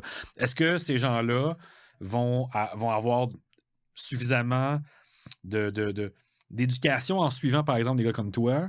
Est-ce qu'ils vont avoir, pour gérer leurs finances, est-ce qu'ils vont être en mesure de garder, ils vont avoir leur avenir financier entre leurs mains? Je te rappelle, ramène un point que tu m'avais demandé, que je t'ai dit tantôt quand tu m'avais posé la question. Je montre aux gens comment bien s'entourer. Okay. Donc, je ne dis pas, c'est pas parce que c'est pas une isolation, là. C'est pas parce que je te dis, mettons, exemple, voici tes options pour gérer tes affaires autonomes, puis que tu gères tes affaires de façon autonome parce que tu juges que c'est la meilleure option, mettons, pour toi, que je te dis, ne reçois plus jamais aucun conseil et ne demande plus l'avis de aucun expert de la finance du reste de ta vie. C'est pas ça que je dis. Je dis juste que tu n'es pas obligé de le payer en pourcentage 20 000 par année, ce professionnel-là. Il n'y en a pas beaucoup en ce moment. Il va en avoir de plus en plus éventuellement. Deuxième prédiction, le modèle de la finance va évoluer dans les prochaines années, puis il va y avoir de moins en moins de pourcentage, puis ça va plus être du fee-only ou des montants forfaitaires pour des rencontres, des honoraires. Mais ce qui est théoriquement un planificateur financier, c'est pas ça à la base aussi? Oui, mais tout le monde est rémunéré avec les produits au Québec, c'est pour ça. Si tu appelles, tu demandes un plan de fin à honoraire. Faire un plan à l'heure, là. Bonne chance. C'est pas pour rien que j'ai beaucoup de demandes en ce moment. C'est parce qu'au Québec, il n'y en a quasiment pas. OK? Donc, ça, deuxième prédiction, beaucoup plus de services qui vont être offerts à l'heure où... Parce que là, l'autre part de la finance, là, tu dis honoraire. La banque, elle va dire, ben oui, on charge des honoraires, c'est marqué honoraire dessus. Oui, mais ton honoraire, c'est un pourcentage du montant de l'actif. C'est juste le mot que tu as marqué honoraire, mais c'est un pourcentage pareil. Tu comprends? Fait que là, les gens pensent qu'ils payent des honoraires. Parce qu'ils vont lire dans les livres, t'es mieux de trouver un conseiller honoraire. Ah, nous autres, on est correct, on est en honoraire. Oui, mais ton honoraire, c'est 1% pareil d'1 million, tu comprends? C'est comme, il est là le problème. C'est pas 1000$ one shot, t'avais juste besoin d'une heure ou deux ou trois, c'est comme c'est fini après. C'est un pourcentage à chaque année, c'est ça le problème. OK? Fait qu'il faut faire attention. Honoraire, moi je parle vraiment honoraire fee-only ou un montant comme, t'as pas de produit, t'as pas de vente de produit. T'as vraiment juste comme... T'achètes du temps. T'achètes du temps. Comme n'importe quel autre professionnel. Un avocat. Comptable, avocat, fiscaliste, tout le monde. Le seul professionnel qui est payé à pourcentage dans tout ce qu'on vient de dire là, c'est le gars de finance. La personne qui gère les actifs. C'est le seul. Qui bâtit un book, puis c'est le book qui a la valeur totale. Tout le reste, c'est des honoraires. OK? Puis, fait que MRC C3, les frais vont être déclarés au complet. Fait que ça, c'est game changer. Parce que là, tu ne pourras plus te cacher une partie. Puis là, c'est comme là, tout va être déclaré. Puis, je pense que là où ça va fesser le plus, mettons, troisième prédiction, c'est dans les produits d'assurance. Parce que le MRC-C2, quand tu vends des fonds distincts qui sont des fonds communs, mais qui ont des garanties, puis ça coûte plus cher à cause des garanties, pour faire ça le plus simple possible, ces fonds-là coûtent plus cher que des fonds communs, mais les institutions qui proposent ces fonds-là n'étaient pas obligées de déclarer aucun frais. Ça ne faisait pas partie des produits à déclarer les frais. Mais à partir de MRC-C3, il va falloir qu'ils les déclarent dans ça. Fait que là, les gens qui ont des fonds distincts en ce moment sont sur le modèle de v'là 15 ans, que tu n'es pas obligé de déclarer tes frais. Ils pensent que ça leur coûte à rien. Puis là, soudainement, ils vont passer à ça me coûte 3%. Ils vont le voir en dollars.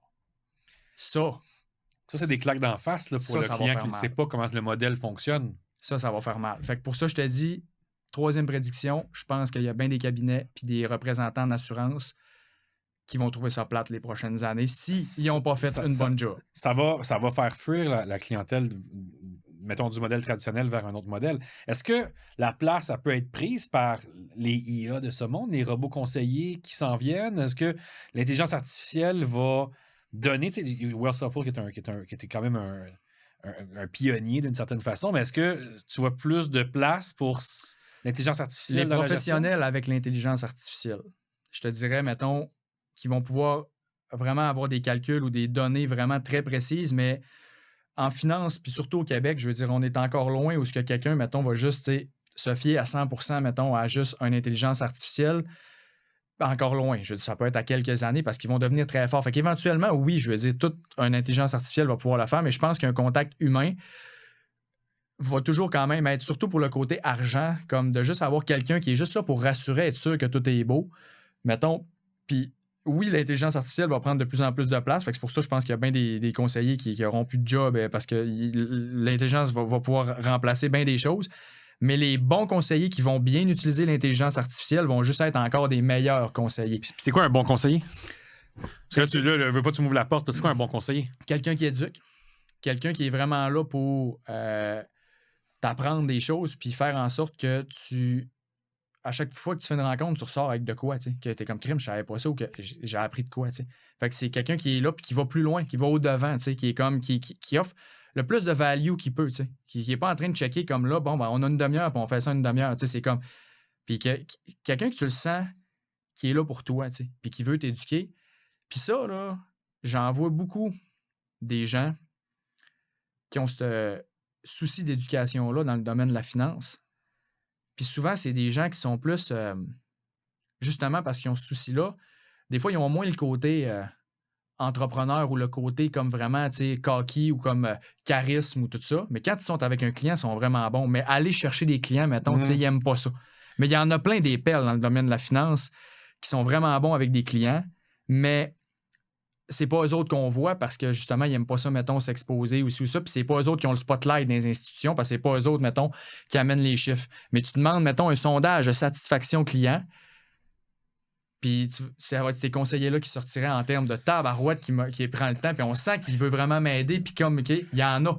Il y en a, c'est juste que le problème, c'est qu'on on les voit pas. Puis le modèle de la finance. Tu parles de profil de personnalité, c'est ça qui c'est intéressant parce que veux pas, comme les industries des services professionnels, c'est des places pour ambitieux aussi d'une certaine. Tu sais, quelqu'un qui arrive là-dedans, c'est parce que c'est quelqu'un qui a de l'ambition, c'est quelqu'un qui veut performer parce qu'il y a une responsabilité de performer. Là, je veux dire, t'es pas pris dans une job où est-ce que tu vas monter peu importe ce qui arrive. Donc forcément, ça attire peut-être davantage un certain type de personnalité. Absolument. Puis tout ce que tu m'as dit depuis tantôt. Tu m'as dit, ben, attends un peu, là, les qualités qui font un bon conseiller en sécurité financière, ou je peux dire la même chose, un bon conseiller hypothécaire, mais c'est quelqu'un qui veut éduquer. C'est quelqu'un qui veut montrer des trucs. Puis forcément, ben là, il y aurait tout le reste des qualités humaines. C'est quelqu'un qui veut s'intéresser à l'autre pour de vrai. C'est quelqu'un qui va écouter pour de vrai. C'est quelqu'un qui va prendre le temps de comprendre le client. Toutes les soft skills, on va dire. Ouais. C'est tout ça, tu sais, que genre un bon conseiller, normalement, va avoir tout. Parce que, comme on l'a dit, la finance, l'argent, le côté mathématique, c'est 20% à peu près. Fait que ça veut dire que si tes rencontres sont à 80% plus le côté psychologique, le côté humain, le côté éducation, le côté discussion, le côté introspection, le côté poser les bonnes questions, c'est là que ton conseiller se démarque. Mais rappelle-toi, dans tes débuts, là, sûrement que tout le monde qui commence, il arrive puis il parle uniquement du côté technique. Puis après ça, attends un peu, là, je suis pas dans la bonne approche. Là. La bonne approche, c'est l'erreur classique des nouveaux conseillers. Puis après ça, ils font des rencontres sur plein d'affaires. Puis c'est pour ça aussi que moi, je le sais très bien qu'en dedans de 2 heures, à cause de l'expérience que j'ai, ben, je suis capable de faire une rencontre en dedans de 2 heures qu'un autre conseiller. Ça aurait pu prendre 6 heures. Là. Puis le client aurait été perdu 20 fois parce qu'il aurait été bien trop loin, mais c'est comme on y va à l'essentiel, qu'est-ce qui est le plus important. Puis là, on est capable de le mettre en dedans de 2 heures. Mais c'est vraiment ça, c'est comme les gens, en bout de ligne, là, ils veulent pas comprendre toute la grande majorité. Là. Il y a des profils ingénieurs et analytiques qu'eux autres, ça va plus loin un peu, mais la plupart des gens veulent juste savoir qu'est-ce qui va me permettre d'atteindre mes objectifs, qui va me permettre d'en avoir pour mon argent, que je me casse pas la tête, que c'est simple, puis j'ai rien à faire pratiquement, tu sais, comme que tout peut rouler sur pilote automatique. Là, c'est ça que les gens veulent en finance. Tu veux enlever le pain qui est checker toutes les affaires, ses ordis, les analyses. Tu sais, tu l'as dit, là, du bruit, il y en a en finance. Puis le problème, c'est que le bruit, ça vend.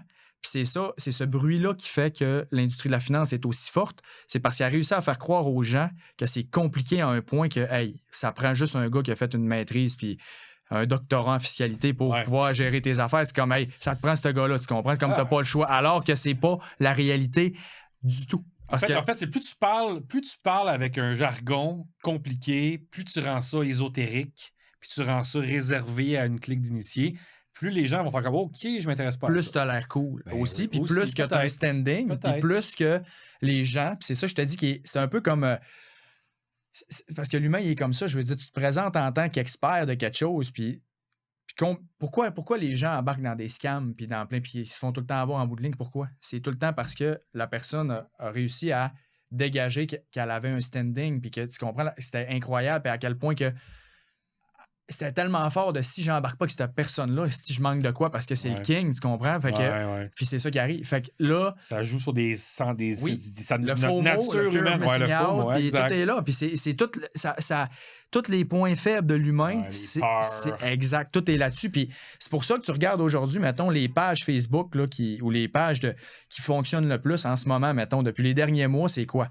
C'est tous ceux-là qui partagent le portefeuille d'investissement, qui partagent les analyses de compagnie, qui partagent, mettons, pourquoi ça c'est bon, ou la bourse a planté de temps aujourd'hui, ou telle compagnie, son stock a baissé de ça, puis qui font, mettons, plein de discussions à savoir pourquoi ça a baissé, pourquoi ça a monté, puis tout ça, ça intéresse les gens, un peu comme les nouvelles, que tout le monde va checker aux nouvelles, qu'est-ce qui s'est passé aujourd'hui dans le monde, alors que toi, en bout de ligne, ça n'a aucun impact sur toi. Fait que tout le bruit en bout de ligne que les gens écoutent, c'est intéressant, puis elle donne l'impression que tu as un edge, puis tout. Mais quand tu regardes les statistiques, il y a 95% des gens qui n'auront pas fait mieux que des simples fonds indiciels à long terme, mais professionnels inclus. Fait que là, t'es comme, tout ce bruit-là, ça amène des views, ça amène des likes. Mais concrètement, pour la personne qui va investir, ça amène absolument rien. Ça amène juste des distractions, puis ça peut même y nuire. Parce qu'elle va penser qu'elle perd de quoi ou qu'elle va essayer, elle va compliquer ses affaires, alors que la simplicité en finance, c'est souvent la clé, puis c'est ça qui t'amène les meilleurs résultats. Donc, tu reviens toujours à l'essentiel, dans le fond. Toi, tu dis avoir une bonne base, l'essentiel. OK, j'ai une autre question qui me vient depuis tantôt, c'est le long terme. Tu sais, quand tu éduques quelqu'un, ton but, c'est aussi de faire une projection. Tu sais, tu disais que l'être humain, il est comme fermé un peu, il pense au présent, il a de la misère à s'imaginer dans sa retraite. C'est un peu la cigale et la fourmi, là, j'aime ça citer Jean de La Fontaine, parce qu'on chante, parce qu'on ne sait pas que l'hiver s'en vient ou on l'oublie, mais c'est un peu la même chose, on oublie que la retraite va arriver. Comment tu fais pour intéresser les gens à parler du long terme? Comment tu fais pour arriver à quelqu'un, puis tu y parles, puis tu dis, il va se passer quoi dans 30 ans? Premièrement, tu y parles pas de retraite, parce que la retraite, selon moi, c'est un concept qui est dépassé. Okay. Donc, tu y parles pas de retraite, tu y parles d'indépendance financière, de liberté financière, donc d'avoir le contrôle, d'avoir du choix, puis tu n'es pas obligé d'attendre juste à 60 ans pour profiter. Ça, c'est la première affaire. Fait que si tu parles de retraite, c'est sûr tu pars avec une prise en partant. Deuxième chose, c'est de le rendre concret, avec des histoires, avec des exemples vécus. Donc, une madame que je donne souvent un exemple, qui a 50 ans, elle a juste son fonds de pension, mais elle n'est plus capable de sa job, ça fait 2 burn-out qu'elle fait, elle n'a pas une scène de côté parce qu'elle s'est tout le temps fiée à son fonds de pension. Ben là, elle n'a pas le choix de soit garder sa job qu'elle n'aime plus, soit changer de job, mais perdre le dernier 10 ans qui reste de son fonds de pension qui va faire que sa retraite va être affectée. Fait qu'il va falloir qu'elle arrête plus tard ou qu'elle mette énormément d'argent de côté, mais elle n'a jamais mis. Fait que ça, elle sera quasiment pas capable de le faire. Donc, en bout de ligne, ça modifie son existence aussi. Elle est carrément prisonnière de son fonds de pension. Fait que c'est pour ça que les fonds de pension, j'appelle ça une prison dorée. C'est la plus belle prison dorée qui existe à cause de ça. Fait que ça veut dire que tu lui donnes des exemples comme ça. T'es-tu dans le jugement quand tu dis ça? Absolument pas. Mais non, zéro. Je suis dans l'empathie parce que je me dis, c'est tellement choquant. C'est ça, là, cet exemple-là de la madame. Là, c'est choquant. Tu te dis, parce que quand tu es avec et qu'elle pleure dans ton bureau, cette madame-là, là, tu te dis, elle le sait, là. Puis elle le réalise. Mettre 2, 3, 400$ par mois, là, aujourd'hui, là, je serais correct. Puis ça n'aurait pas été compliqué pour moi de le faire, mais Chris, il n'y a personne qui nous a montré ça. Mes parents, ils m'ont jamais montré ça. À l'école, on ne l'a pas appris. Puis je me suis jamais intéressé à ça. Puis j'ai jamais rencontré quelqu'un de 45 ans et plus que ça va moyen ses finances, qui est endetté, puis qui a profité de la vie, puis qui est comme, écoute, moi, bien à l'aise, j'ai aucun regret, puis tout va bien, puis mort de rire. Jamais. Là, c'est tout le temps l'inverse. C'est comme, on peut-tu checker ça parce que là, je vais être sûr que je vais être correct. Puis là, comme je sais que je me prends tort, mais là, puis là, tu expliques, si j'avais su ça à 20 ans, si j'avais su ça à 22, c'est tout le temps ça. C'est tout le temps la même affaire. Donc, je suis vraiment pas dans le jugement. je suis dans l'empathie, puis c'est justement ça qui m'a motivé à faire ça. C'est pour qu'il y ait le moins de monde possible à 50 ans qui soit comme cette cliente-là. C'est ça qui me drive. Fait que je suis vraiment pas dans le jugement, je suis dans comment je peux aider le plus de monde possible à faire en sorte qu'ils vivent le best life puis qu'ils soient pas prisonniers. Parce que moi, là, ma corde sensible, là, c'est la liberté, je te l'ai dit tantôt. Fait que moi, mettons, de m'imaginer pas libre, d'être pogné. Exemple, j'étais en prison pour un crime que j'ai pas commis, mettons. Okay? C'est comme on s'entend. Genre, pire affaire. Comme, moi, toutes ces histoires-là de gens qui sont prisonniers, ça vient me toucher vraiment profond parce que moi, c'est genre mon pire cauchemar. Fait que moi, je me dis, je veux essayer qu'il y ait le moins de monde possible puis faire tout ce que je peux pour qu'il y ait le moins de monde possible qui se retrouvent dans une situation qui sont pas pognés puis qui ont du contrôle puis qui ont des choix. Puis je le sais que ça part tout de l'éducation puis du ci, puis du ça, puis je le sais que c'est le dénominateur commun. Je parlais de jugement, mais dans le sens de constat grave qui fait mal. Tu sais, est-ce que le constat grave qui fait mal, t'es d'une honnêteté sans faille, puis tu dis, écoute, regarde, voici la réalité dure et vraie. Est-ce que tu l'as dit ou tu l'as... Oui. J'ai toujours... Crûment, comme on est en train de se parler là, c'est juste... En fait, je vais tout le temps voir le bon côté des choses. Donc, dans le sens que je vais juste dire, bon, mais dans la vie, à un moment donné, je veux dire, t'es là, on peut pas revenir en arrière. Fait qu'il faut travailler avec qu'est-ce qu'on a là. Fait que je veux dire, on virera pas le faire dans la plaie, on s'entend. Je ferai pas pendant 1 heure l'intérêt composé si ça avait commencé à 20 ans puis juste virer cette affaire-là dans la plaie tout le temps. Non. Je vais juste dire, gars, là, t'es consciente là, que c'est souvent c'est ça que les gens veulent. Puis moi, des gens, là, tu me posais la question tantôt, mais en consultation, là, j'en ai des gens que c'est comme là, Fred, gêne-toi pas. Là. Genre, moi, je veux pas que tu me flattes dans le sens du poil. Puis je suis comme, inquiète-toi pas, je suis pas de même. Je vais te le dire les vraies affaires. Puis si ça n'a pas de bon sens ce que tu fais, puis du monde qui signe des chars neufs ou puis que ça n'a pas de maudit bon sens, mettons, dans leur situation, je le dis carrément. C'est comme, pour vrai, ça n'a pas de sens. Puis là, je lui ai fait raisonner. Tu trouves-tu que non? Puis là, ça n'a pas de sens. Fait que je suis pas dans le jugement. Je suis juste comme, tu trouves-tu que ça a du sens? Puis là, il réalise lui-même, tu comprends? Fait que je fais juste raisonner. Fait que, tu sais, c'est ça. Fait que la personne, je vais toujours lui dire, voici ce qu'il y en est, voici le constat. Mais maintenant, qu'est-ce qu'on peut faire? Parce que quand même que je te dis que ça va mal, tes affaires, ben, ta prochaine question, c'est, ben là, je fais quoi? Fait que moi, je vais tout le temps essayer de donner le plus de value que je peux à la personne pour, gars, voici ce qu'il faut que tu fasses. Puis là, ben, dans les 10 prochaines années, écoute, mets le plus d'argent de côté que tu peux, priorise, mettons, le REER en premier à cause de ta situation, exemple, nanana, bon, c'est ça ton objectif. Après ça, bon, OK, tu pourrais prendre le retour d'impôt, faire ça avec. Fait que je vais juste donner des pistes ou des choses.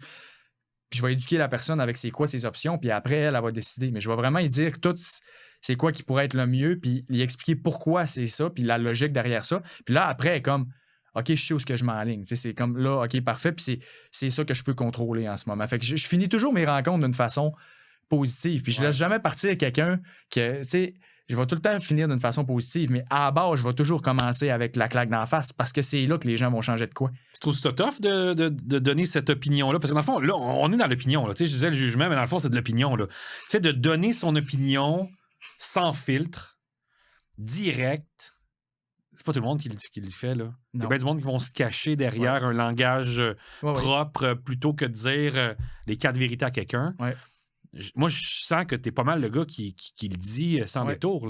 Oui, je suis très à l'aise avec ça parce que, premièrement, si quelqu'un me contacte, il m'a déjà vu ses réseaux, fait qu'il sait un petit peu comment que je suis, fait qu'il sait que je suis comme quelqu'un qui va dire ce qu'il pense, puis que comme j'ai pas peur de juste comme peser ses pitons, puis que je pense qu'il faut qu'il soit pesé, fait que je me retiendrai pas de dire quelque chose pour pas déplaire à quelqu'un. Puis c'est la même affaire en consultation.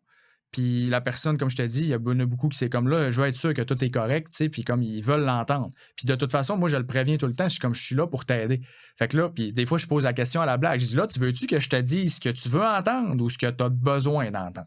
Tu sais, je le dis à joke, mais c'est comme. Puis là, ils me répondent tout le temps, ben non, ce que j'ai besoin d'entendre, ça tombe bien, c'est ça, je t'aurais dit pareil. Puis là, ben je commence, puis j'y vais tout le temps avec comme, ben voici, ça fesse, je le sais, mais là, gars, voici le positif. Puis là, on continue avec ça. Écoute, moi, Fred, je trouve ça vraiment, vraiment cool. Ce que j'aime, là, c'est le côté direct de la chose. Sincèrement, là, je pense qu'il manque peut-être un peu de sincérité et d'honnêteté dans notre univers. Absolument. J'ai l'impression qu'on essaie de se cacher derrière le fait qu'on a besoin de protéger notre transaction, fait qu'on va peut-être faire attention à notre client. En cause de ça, on va peut-être pas être transparent sur « Hey, c'est une mauvaise idée de faire ça. » Parce que moi, là, souvent, là, ça m'est arrivé de dire « Hey, c'est une mauvaise idée de mettre ton hypothèque sur 10 ans, puis d'avoir ton prêt auto qui est 2% plus cher que ta maison, puis d'avoir un taux d'endettement qui est artificiellement plus élevé parce que tu as choisi d'avoir un amortissement de 10 ans. Hey, il y a une tonne de fois, puis on le dit, mais des fois, il y a des gens qui, pour apaiser les susceptibilités parce qu'ils ont peur de mettre en péril leur transaction, ils vont pas le dire. Mais tu viens de le dire. Mettre en péril la transaction. Carrément, on vient de le dire ensemble. De paye. Ouais, exact. Ça veut dire que quand ta paye dépend d'un produit, comment tu peux être 100% dans l'intérêt d'un client? Premièrement, au niveau de ce que tu vas y proposer, parce qu'il y a des choses qui te payent peut-être plus que d'autres. Donc, à peu près égal, tu vas prendre lui qui te paye le plus, naturellement. Après ça, il y a peut-être des choses ailleurs qui sont super bonnes, mais tu n'en parles pas parce que toi, tu ne peux pas y offrir. Donc, tu vas y parler juste de ce que toi t'offres. Fait que là-dessus, tu ne peux pas non plus y donner la meilleure affaire. Le point que tu viens de mentionner, si je suis un peu trop direct, peut-être mon client n'aimera pas ça, puis ça va peut-être mettre en péril la transaction, je vais perdre ma paye. Donc, il y a ce point-là également que le client il aurait peut-être eu besoin de savoir une information, mais tu n'y as pas dit parce que tu ne voulais pas perdre ta paye. Fait que quand ta paye dépend de ça, tu ne peux pas être, peu importe ce que les gens vont dire et qu'ils vont essayer de se défendre, c'est impossible d'être 100%, à 95 peut-être, mais à 100% dans l'intérêt du client quand ta paye dépend de quelque chose, c'est impossible. Fait que moi, l'avantage, puis pourquoi les gens me contactent, c'est parce que je n'ai aucun produit financier à vendre. Mon permis d'assurance, mon permis de fonds, je les ai plus. Fait que je ne vends plus aucun produit. Je suis seulement planificateur financier, puis je fais de l'éducation. Puis c'est pour ça que les gens, ils me font confiance, parce que c'est sûr qu'ils ont leur juste, puis ils savent que je vais leur dire les vraies affaires, puis ils vont avoir la vérité. Fait que c'est ça. Le point, c'est la transparence. Puis moi, ça a toujours été ça que dans n'importe quoi, j'aime ça quand c'est transparent. Moi, en tant que consommateur, j'aime ça les compagnies qui sont transparentes. Puis moi, je trouvais plate que l'industrie n'était pas transparente. Fait que j'ai dit, Chris, moi, c'est sûr, je vais m'arranger pour être le plus transparent possible. Puis c'est ça que je fais. Hey, on va se dire la vérité, là. Tu shakes pas juste les clients, tu shakes l'industrie aussi, là. Tu shakes les modèles d'affaires où il y a des. Tu sais, tu shakes tout le monde, là, présentement, là. Pas encore, parce que je suis pas encore assez. Non, mais tes mots, ils shake. Mais éventuellement. Non, mais tes mots, ils shake. Puis ça, je trouve ça quand même. Moi, je pense que se faire brasser, quand on se fait brasser, c'est positif. Oui, puis c'est parce que tout le monde, dans le fond, toute la MRC-C3 qui s'en vient, tout ce qu'on a dit aujourd'hui, les bons conseillers, ça va juste faire que tout ce qu'on vient de jaser là, va faire que c'est les clients qui vont être gagnants là-dedans. Ouais. Parce qu'en bout de ligne, des clients plus éduqués, des clients qui savent combien ça coûte, les conseillers n'ont pas le choix d'être sa couche. Parce que là, ils ne pourront plus se pogner le beigne à ne pas offrir grand-chose, puis gagner 15 000 sur un client dans l'année, puis ils n'ont quasiment rien fait. Ils ne pourront plus. Fait que là, ça n'aura pas le choix que les conseillers vont être de plus en plus sa coche parce qu'ils savent très bien que le client peut partir demain matin. Écoute, moi, je trippe bien gros sur l'aspect éducatif. Moi, pour vrai, là, notre conversation m'amène à réfléchir fondamentalement sur l'éducation de manière générale, qu'est-ce qu'on peut transmettre, qu'est-ce qui va coller. Parce que tu peux dire un paquet d'affaires, puis il y a ce que tu as voulu dire, il y a ce que tu as dit, il y a ce que tu as entendu, il y a ce que tu as compris, puis il y a ce qui va rester. Puis tu sais, ça, ce bout-là, je trouve ça le fun. Je trouve ça intéressant de dire, qu'est-ce qu'on peut donner un peu comme, comme héritage à nos clients pour dire, écoute, on a fait des gens qui étaient mieux éduqués, qui prennent de meilleures décisions, qui vont s'en aller vers l'indépendance, parce qu'on s'entend, on parle le même langage, même si on est dans des industries qui sont cousines, mais on parle le même langage. Je trouve ça vraiment chouette. Fred, on va faire de quoi? On va faire des questions rapides. Parfait, c'est bon. Faut que tu sortes mon sel aussi, je n'avais pas de questions dessus. Non, mais moi je m'en suis fait préparer des questions. Mais juste avant qu'on aille là, ce que tu viens de dire, là, on va le résumer à ce qu'on avait dit au début de la conversation, l'impact.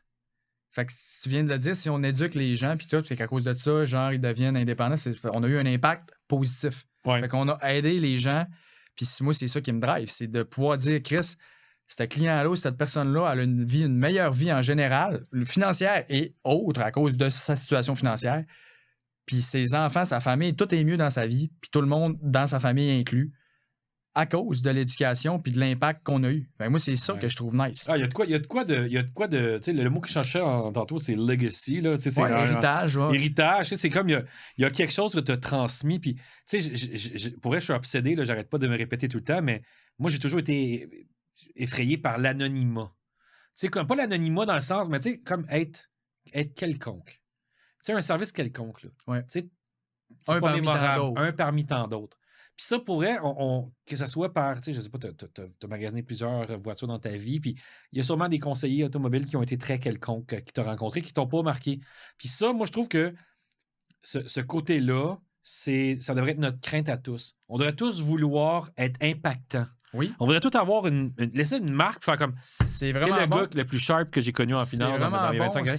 Tu veux entendre ça? C'est vraiment bon ce que tu dis parce que pour vrai, en ce moment, là, puis je pense que tu vas être d'accord, là, le niveau d'attente des gens est tellement bas parce que partout où ce que tu vas, que ce soit d'un restaurant ou d'une quincaillerie ou quelque chose, le niveau de service en ce moment est très, très mauvais à bien des places. Fait que comme tu fais juste être moyen, puis en ce moment, le client va penser que tu es un kingpin à cause de sa perception qui est comme tout est vraiment pas bon en ce moment.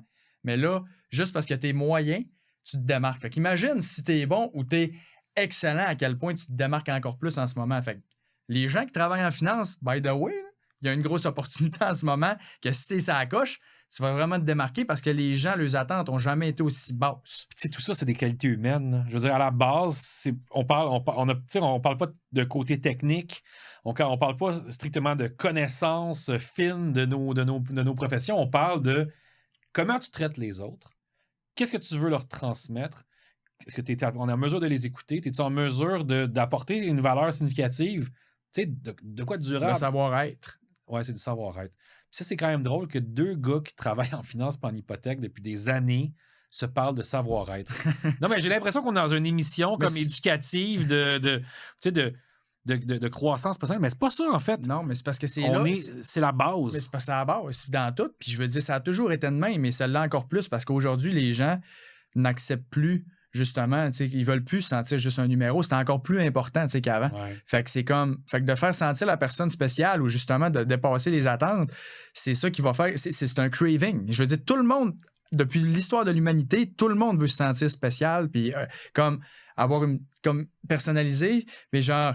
Encore plus aujourd'hui. Encore plus parce que il y a une génération en ce moment qui ont été dit à quel point ils étaient spéciaux par leurs parents. Fait qu'eux autres, comme, ils veulent encore plus se sentir spécial puis pas se sentir un numéro puis sentir qu'ils contribuent à quelque chose de plus grand qu'eux autres puis tout. Fait que, tu sais, autant pour les employeurs puis c'est parce que c'est aussi pourquoi que ça clash en ce moment dans les institutions. Ils ont de la misère à aller chercher du staff qui sont drivés par les mêmes patentes que les gens qui, il y a 10-15 ans, ce qui les drivaient. Aujourd'hui, mettons, la motivation est plus la même. Il y a de plus en plus de jeunes qui veulent pas juste gagner de l'argent, mais ils veulent justement être reconnus, avoir un impact ou valorisé. Sentir qu'ils contribuent à quelque chose de plus grand qu'eux autres. Fait que c'est un tout. Ils veulent pas juste avoir une bonne paye. Avant, c'était bien correct pour bien des gens, mais là, c'est plus ça aujourd'hui. Pour les plus jeunes, je parle. Fait que je pense qu'il y a une job à faire aussi au niveau des institutions financières dans leur manière de recruter pour aller chercher des meilleures personnes parce qu'ils ne pèsent plus ces bons pitons. Oui. Écoute, il y a une masse de trucs à dire par rapport à ça. Les comportements psychologiques du service à la clientèle, ce qu'on recherche, nos attentes en tant que consommateur, nos attentes qui ont été modifiées également. Nos attentes envers des spécialistes aussi. Notre manière de magasiner des services ou des produits, elle a changé avec l'arrivée, pas juste l'arrivée, mais l'omniprésence d'Internet aujourd'hui, l'omniprésence de la surspécialisation. Tu arrives puis tu magasines plus de la même manière. Non, puis les gens sont beaucoup plus exigeants aussi, puis c'est pour ça que c'est important d'être vraiment... parce que aujourd'hui, un conseiller moyen, je veux dire, il est très facile à remplacer par n'importe quoi, fait que faut vraiment, je veux dire, ça n'a jamais été aussi facile de gérer soi-même ses affaires, puis d'avoir accès à autant d'informations, puis après ça, autant d'outils que tout est facilité. Fait que c'est comme, si t'es pas sur la coche, je veux dire, t'es remplaçable. De même. Non, je pense que c'est un aveu que tout spécialiste, que tout professionnel en hypothèque, en immobilier, en services financiers doit s'en aller vers l'amélioration puis devenir le meilleur. Puis il faut que ça soit ça, se contenter de peu, ne pas lire, ne pas s'améliorer, ne pas suivre de formation, ne pas se faire coacher. Devenir le meilleur pour ton client. Bien pas entendu. Le meilleur pour genre du cabinet. C'est comme le meilleur. C'est quoi le critère de meilleur? Subjectif. Non, mais le meilleur, non, mais en fait, devenir meilleur. Je vais le dire de cette manière-là. T'améliorer. Il faut que tout le monde vise ça. Puis la vérité, c'est que c'est pas tout le monde qui fait ça. Non. Hey, j'ai des questions. Vas-y. Je te les shoot. Vas-y, shoot-moi ça. Je veux juste que On va je me essayer de rende. gauler. J'espère que ça va être bon. Faut juste que je les retrouve. Ta couleur préférée?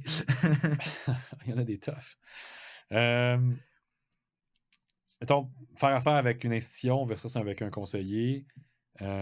Pourquoi quitter son institution? Qu'est-ce qui est une bonne raison pour quitter le conseiller ou l'institution avec qui on fait affaire? La valeur reçue en échange du prix payé. Aussi simple que ça. Si tu juges que tu n'en as pas pour ton argent puis que le 10 000 $ que tu as payé en frais cette année, tu as eu un niveau de service et de conseil qui ne justifiait pas ce 10 000-là, ben pourquoi tu continuerais de donner 10 000, 11 000, 12 000, un chiffre qui va juste continuer d'augmenter dans le temps pour quelque chose que tu es insatisfait? Dans quoi d'autre que tu ferais ça? La valeur reçue. C'est intéressant, hein? Valeur reçue. Je sais que là, on parle beaucoup d'investissement depuis tantôt, mais mettons qu'on regarde là, investissement en papier ou immobilier en 2026? Tu veux dire des actions ou immobilier? Des actions. Okay. Des valeurs mobilières des valeurs ou mobilières, des immobiliers. Ouais. Ça dépend de ta zone de force. Si t'es quelqu'un, t'es Luc Poirier, maximise pas tes REER et tes affaires, c'est correct, continue d'investir en immobilier.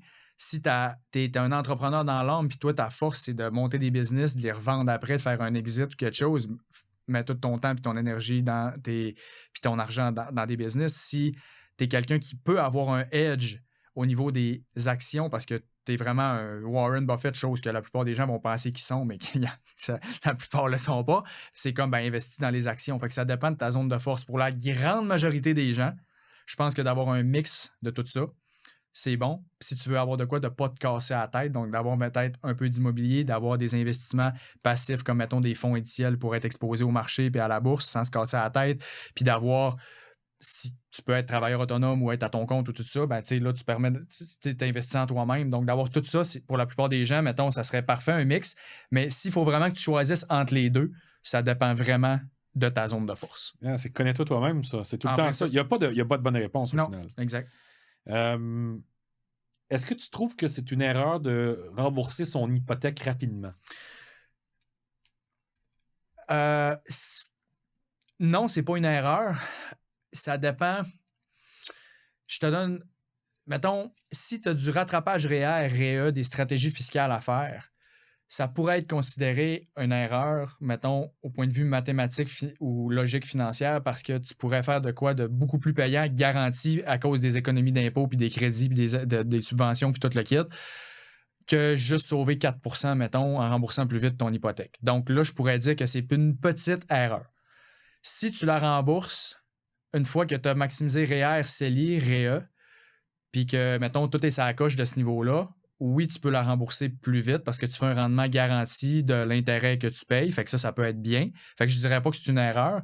Puis dans les deux exemples que je viens de donner là, si la nuit, tu sais que financièrement parlant, c'est peut-être mieux de faire d'autres affaires, mais que la nuit, tu n'es pas capable de dormir si tu ne rembourses pas ton hypothèque plus vite, rembourse ton hypothèque plus vite si le facteur psychologique, tu n'es pas capable d'être bien avec ça. Ça, c'est le point le plus important. Fait que oui, ça peut être bon de rembourser son hypothèque plus vite, ça peut être bon de ne pas la rembourser plus vite, comme on l'a dit, mais en bout de ligne, c'est le facteur psychologique puis comment tu es bien avec ce choix-là qui va déterminer si tu le fais ou pas. Mais la plupart des gens, je pense que de maximiser tout le reste avant puis de quand même avoir une hypothèque, c'est pas dramatique. T'sais, la plupart, par expérience, là, genre, si tu as de la place dans les REER CELI, la plupart sont prêts à dire « je vais faire ça parce que je vois que c'est vraiment plus payant que rembourser mon hypothèque plus vite. » Je vais une coche plus loin, en fait, l'investissement à levier. Donc, utiliser le gain de valeur qu'on a eu sur notre propriété, pour utiliser de l'équité pour ça, c'est investir. bon. Ça, c'est bon. Je vais citer Dave Ramsey là-dessus parce que Dave Ramsey, ce que j'aime, c'est qu'il y a du concret. Il a fait beaucoup d'études aux États-Unis, puis il y a des chiffres tangibles. Fait que c'est pas du peut-être, c'est vraiment du tangible. Fait que basé sur les chiffres à Dave Ramsey, puis sur l'étude qu'il a faite des millionnaires, la grande majorité des millionnaires aux États-Unis n'ont pas fait des stratégies fancy, puis comme « je vais faire du levier » ou « je vais faire la manœuvre Smith » ou « je vais faire comme plein d'affaires » puis comme pour avoir de l'air cool, mais en bout de ligne, c'est pas ça qui les a mis riches. Ce qui les a mis riches, c'est de ne pas se casser la tête, d'investir en soi-même pour augmenter leur valeur, gagner plus de revenus, puis pas se casser la tête dans leurs investissements. C'est ça qui les a rendus multimillionnaires la plupart du temps. Fait que c'est comme les gens, ça fait un petit peu partie du bruit, je pense. Fait que je te dirais, un prêt levier, mettons, là, les 2 seules fois que je dirais à quelqu'un, mettons, d'emprunter pour investir, là, ça serait si grosse stratégie, rattrapage REER, REE à faire, mettons, puis que tu vas chercher du rendement garanti à cause de tout le côté fiscal de la chose. OK? Parce que même si tu fais aucun rendement, mettons, tu vas quand même chercher du rendement garanti à cause de ça. Si tu es à l'aise psychologiquement parlant de le faire à cause de te rendetter, ça te va. OK, ça, c'est la seule exception que je dirais, une des exceptions. L'autre, ça serait évidemment si tu veux bâtir un parc immobilier d'une envergure quand même pas pire dans un temps, je sais pas, 10-15 ans, ben c'est sûr, tu pourras probablement pas tout payer cash, surtout au début. Puis ça fait que, OK, l'effet de levier, si c'est bien fait, peut être très intéressant en immobilier. Par contre, il faut que tu checkes encore plus ce que tu fais parce que oui, l'effet de levier, ça amplifie les gains, mais ça amplifie les pertes si ça va mal puis si tu fais pas bien les choses. Donc, très, très, très important. Le risque n'est pas à dédaigner. Non, absolument pas. Puis aussi, si tu as une business, ça serait la dernière exception. Donc, de dire, si j'ai pas 100 000, je peux pas ouvrir ma business parce que j'ai besoin de ce capital-là de départ. Je crois vraiment à mon projet. Je pense que ça a du bon sens. Puis comme là, tu mises un peu sur toi-même, je suis à l'aise avec quelqu'un qui va dire, ben, je vais m'endetter pour ça parce que là, ben, tu vas peut-être manquer le timing ou comme le 5 ans que tu aurais pu bâtir ta business avant d'avoir le 100 000 cash. Fait que c'est comme là, ça pourrait être bon. Mais en tout cas, ce que je veux dire, encore une fois, c'est le côté psychologique et de toutes les personnes que j'ai rencontrées, je l'ai dit au début, au-dessus de 1000 individus que j'ai rencontrés, plusieurs qui sont millionnaires, multimillionnaires là-dedans. La grande majorité du temps, les gens qui ont de l'argent, c'est pas les gens qui ont été le plus fancy et qui se sont cassés la tête. C'est pas des gens qui sauvent 1% parce qu'ils financent leur voiture ou qu'ils payent avec la marge de crédit pour sauver un peu d'intérêt. Les millionnaires payent le short cash. Là. Genre, même s'ils pourraient faire quoi d'autre avec l'argent, c'est comme, ils veulent pas le paiement. Puis le paiement qu'ils sauvent, ben, ils continuent de l'investir, puis c'est le même la plupart du temps. Fait que la simplicité, c'est la clé. Fait que prêt levier, pas trop souvent, sauf dans les exceptions qu'on vient de dire là. Puis la dernière exception que je pourrais vivre avec, un astifi de grosse récession. Là, genre, le SP500 mange une solide volée comme moins 50%. Tout va mal. Crise de 2008, mettons. T'as aucune autre liquidité à investir. T'es à l'aise de dire j'emprunte un certain montant. OK, pour acheter vraiment à rabais, je suis à l'aise avec ça pour vraiment profiter d'un aubaine incroyable. On s'entend, là, pas une petite un soubresaut, là, vraiment récession majeure. De quoi qu'on veut pas qu'il arrive trop souvent. On a parlé de véhicules tantôt. Tu sais, maintenant, avec l'arrivée du CELIAP, donc REER et Régime épargne-études, CELI, CELIAP, est-ce qu'il y en a pour tout le monde? Est-ce que tu penses que ça couvre tous les besoins? Est-ce qu'il y a des mises en place qui doivent être faites dans un certain ordre? Ben, moi, j'appelle ça les cadeaux du gouvernement. Là. Puis, quand tu sais optimiser ta fiscalité, c'est ça, je veux dire, tu sais, dans quel ordre? Tu veux dire, ça dépend tout le temps de ta situation, puis de ton âge aussi, puis tout ça. Mais tu sais, mettons, règle générale, parce que c'est une question qui revient souvent. Mettons quelqu'un qui commence à investir, puis il a quand même un bon revenu en ce moment, supposons. Il gagne 100 000 par année, il est à la fin vingtaine, il gagne des bons revenus. Tout. Ses études, c'est en arrière de lui, tout est fait. Bon. REER en premier à cause de l'économie d'impôt, parce que souvent, les gens, ce qui mélangent avec le REER et le CELI, c'est que les gens, ils pensent que le REER, tu peux juste le sortir à la retraite ou que tu vas le sortir nécessairement en même temps que ta RRQ, ta sécurité de vieillesse, puis un fonds de pension à prestations déterminées. C'est comme, les gens pensent ça. C'est comme, c'est pas tout le temps ça. Là. C'est parce que si ton REER, quand tu l'as cotisé, t'as sauvé 50% d'impôts, puis quand tu l'as décaissé parce que tu as été stratégique, ton revenu imposable, tu t'es arrangé pour qu'il soit bas parce que tu es quelqu'un qui est en affaires ou que tu as pris une année sabbatique puis que tu n'avais pas de revenus cette année-là, ben, je veux dire, ton REER, il peut clairement être imposé à beaucoup plus bas. Puis au final, ben, au net. Timing, là. Exact. Puis au net, tu vas avoir bien plus d'argent que si tu l'avais mis dans ton CELI. Parce que le CELI, tout le monde est comme ah, c'est malade, je paye pas d'impôts. Oui, c'est vrai que c'est malade, puis c'est tout un véhicule, c'est incroyable. Mais le REER reste que si tu l'utilises comme il faut, peut être plus payant que le CELI à cause de l'économie d'impôts que le CELI ne te donne pas au départ. Puis après ça, tout dépend de comment tu vas sortir ton argent. Fait que je te dirais, si tu gagnes des gros revenus et que ton taux d'imposition il est élevé, REER en premier. Après ça, CELI. Si tu as des enfants, régime épargne-études avant CELI parce que tu vas chercher 30% de ramasser à terre du gouvernement. Aussi, REER, si tu diminues ton revenu imposable, ben, ça peut augmenter tes allocations familiales. Fait qu'il y a ça aussi qui peut faire qu'au final, tu ne sauveras peut-être pas 50, tu vas peut-être sauver 60, 65% d'impôts, l'équivalent de, avec ton REER. Donc, pour ça très important. Fait que l'idéal, c'est d'avoir tout maxé éventuellement. Fait que max en réel, CELI, REA, tout est fait. C'est ça le top, là, idéalement. Mais l'ordre logique, REA si tu as des enfants, CELI après, si ton taux d'imposition il est élevé. Écoute, c'est une belle recette. Puis CELIAP pour les jeunes. C'est sûr que si tu as 18 ans, mettons, comme 19 ans, tu gagnes quand même des bons revenus pendant que tu es aux études. C'est comme le CELIAP, c'est un no-brainer. Je veux dire, puis tu peux sortir de l'argent des régimes épargne-études que tu avais, mettons, puis mettre ton CELIAP. C'est comme il y a plein de stratégies à faire. Là, c'est fou. C'est quoi que tu vois comme étant c'est quoi la valeur d'une combinaison planificateur financier, courtier hypothécaire? Ben, je te dirais que le plan fin va regarder, c'est plus le généraliste un peu de la finance, qui va regarder un peu comme, voici, comme moi, mettons, des courtiers hypothécaires, j'en ai déjà utilisé quelques-uns que j'ai comme des relations je suis très sélectif dans mes collaborations. Puis, dans le fond, moi, comment que je l'utilise, je vais parler personnellement, c'est que mettons qu'on parle du dossier, puis là, le client, il a des immeubles, puis là, il veut refinancer ou il veut comme justement peut-être faire une stratégie réelle, tout le kit. Ben là, on monte un peu comme l'idée de base. C'est comme, gars, ça pourrait être ça que tu fais.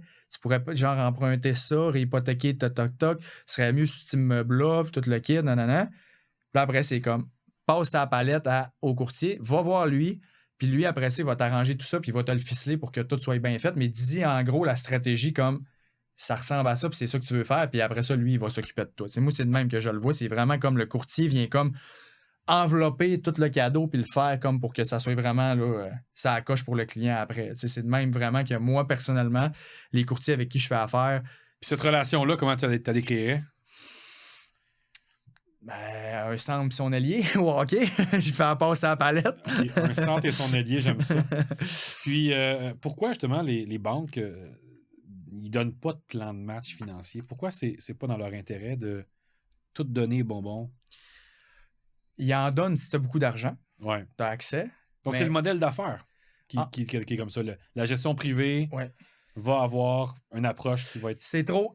les institutions traditionnelles, mettons si on parle des banques, trop de temps à éduquer un client pour la demande qu'ils ont. Ils ont trop de monde à voir.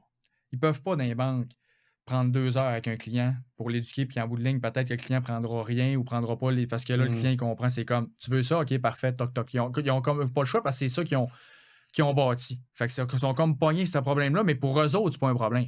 C'est pour le monde, les clients, qui c'est un problème. Mais pour eux autres, ils font des revenus parce que, je veux dire, vendre un CPG, ils font de l'argent avec ça. Endetter un client, ils font de l'argent avec ça. La banque, peu importe ce que le client fait, il fait de l'argent. Ouais. Fait que comme elle est gagnante partout. Fait que je veux dire, pourquoi qu'elle l'éduquerait? C'est comme... elle va perdre de l'argent en bout de ligne, elle, parce que le client ne prendra pas des produits autant payants ou peut-être qu'il va se réveiller puis il ne sera peut-être pas un client de la banque pendant longtemps. Donc, comme je disais, l'industrie de la finance a tout intérêt à garder les gens dans l'ignorance puis faire croire aux gens que hey, tu as besoin de nous autres puis si je ne suis pas là. Fait que moi, je te dirais, l'utilité des banques, mettons, c'est vraiment tout ce qui est financement, justement, comme hypothèque ou des choses comme ça. Tu sais, ça, tu ne pourras pas le faire avec des prêteurs privés ou le faire, mettons, par toi-même ou tout ça. Fait que, tu sais, ça, je suis bien à l'aise avec ça. C'est tout le côté, ta stratégie que tu vas faire, ben, peut-être pas juste à faire à quelqu'un qui est à la banque ou ton thinking. Quelqu'un qui est externe va t'exposer un peu tout ça. Parce que ça, c'est un point. Fais attention à qui tu demandes des conseils parce que, tu sais, si tu vas voir un gars qui fait juste du placement, tu lui poses la question, t'es-tu mieux immobilier ou placement? D'après toi, qu'est-ce qu'il va te dire? Si tu vas voir un investisseur immobilier, t'es-tu mieux immobilier ou placement? Il va être teinté par... Si tu vois un gars en assurance, tu mieux de placement? C'est un produit d'assurance qui fait comme les deux, je serais-tu mieux avec ça? Des fonds distincts? Tu vas voir un courtier hypothécaire, ben c'est sûr qu'il y a peut-être intérêt à ce que des fois, peut-être que tu pourrais faire une stratégie hypothétique. Tu comprends? C'est intéressant de dire qu'il n'y a personne qui est totalement objectif. Non, sauf quelqu'un qui est indépendant qui ne vend pas de produits, puis il n'y en a pas beaucoup. Fred Rondeau, c'était bien cool comme conversation. Merci d'être venu me voir. Vraiment cool. Ouais, c'était très le fun, très agréable. Merci de l'invitation. J'apprécie beaucoup mon gars. Je pense qu'on a appris pas mal là-dessus. Je pense que ça nous a juste shaké. Je pense que tu shakes l'industrie, tu shakes les clients. Moi, je trouve ça le fun. Moi, j'adore ce genre de conversation-là parce que c'est un défi.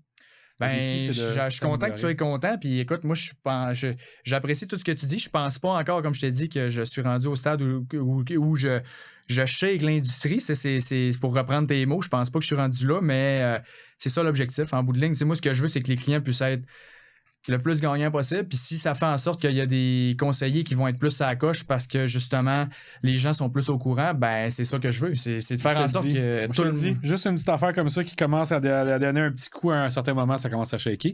Puis ça vient.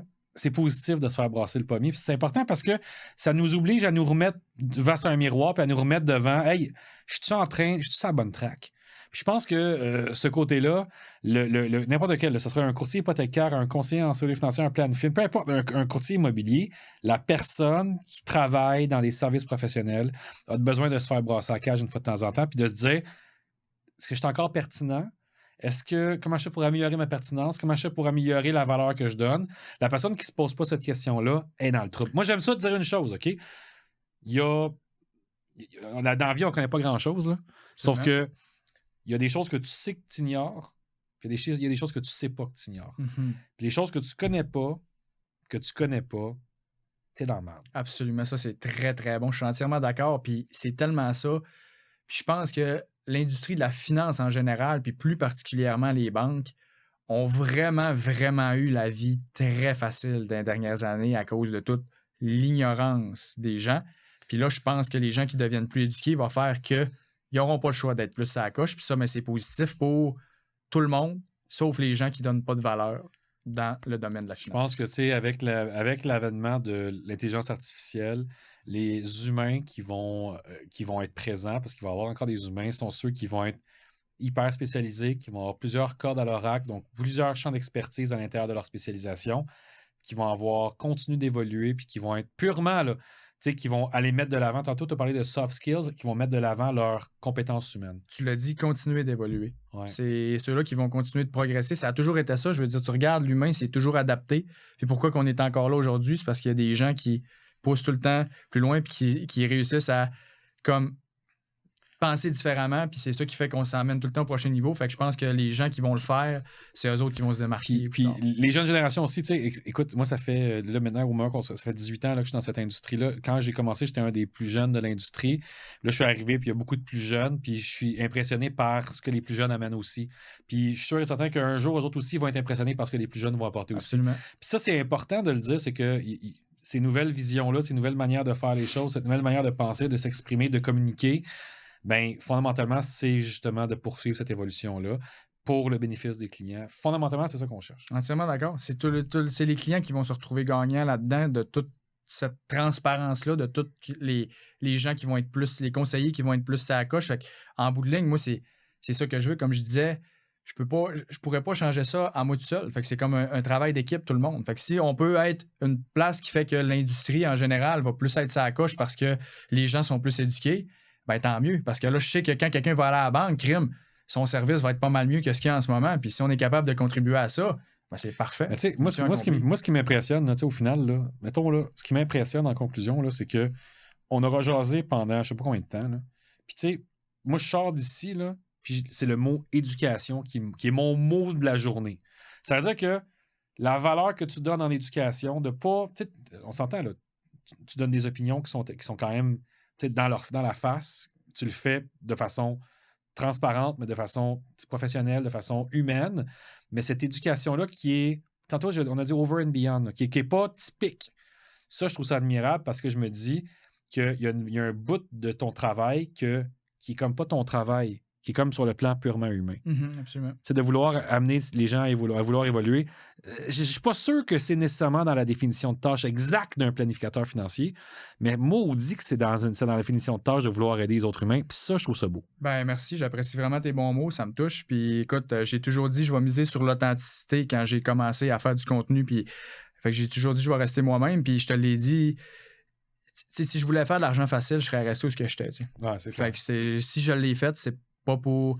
Si éventuellement je fais beaucoup plus d'argent qu'en finance, ça sera la conséquence du fait que j'ai aidé beaucoup plus de gens que quand j'étais en finance, mais ça sera une conséquence, ça sera pas l'objectif parce qu'à la base, je le fais vraiment pour avoir un impact positif, puis c'est vraiment ça qui me drive. Merci, Anne. Merci à toi, vraiment. Très sincère. Merci beaucoup. J'apprécie. Beau partage.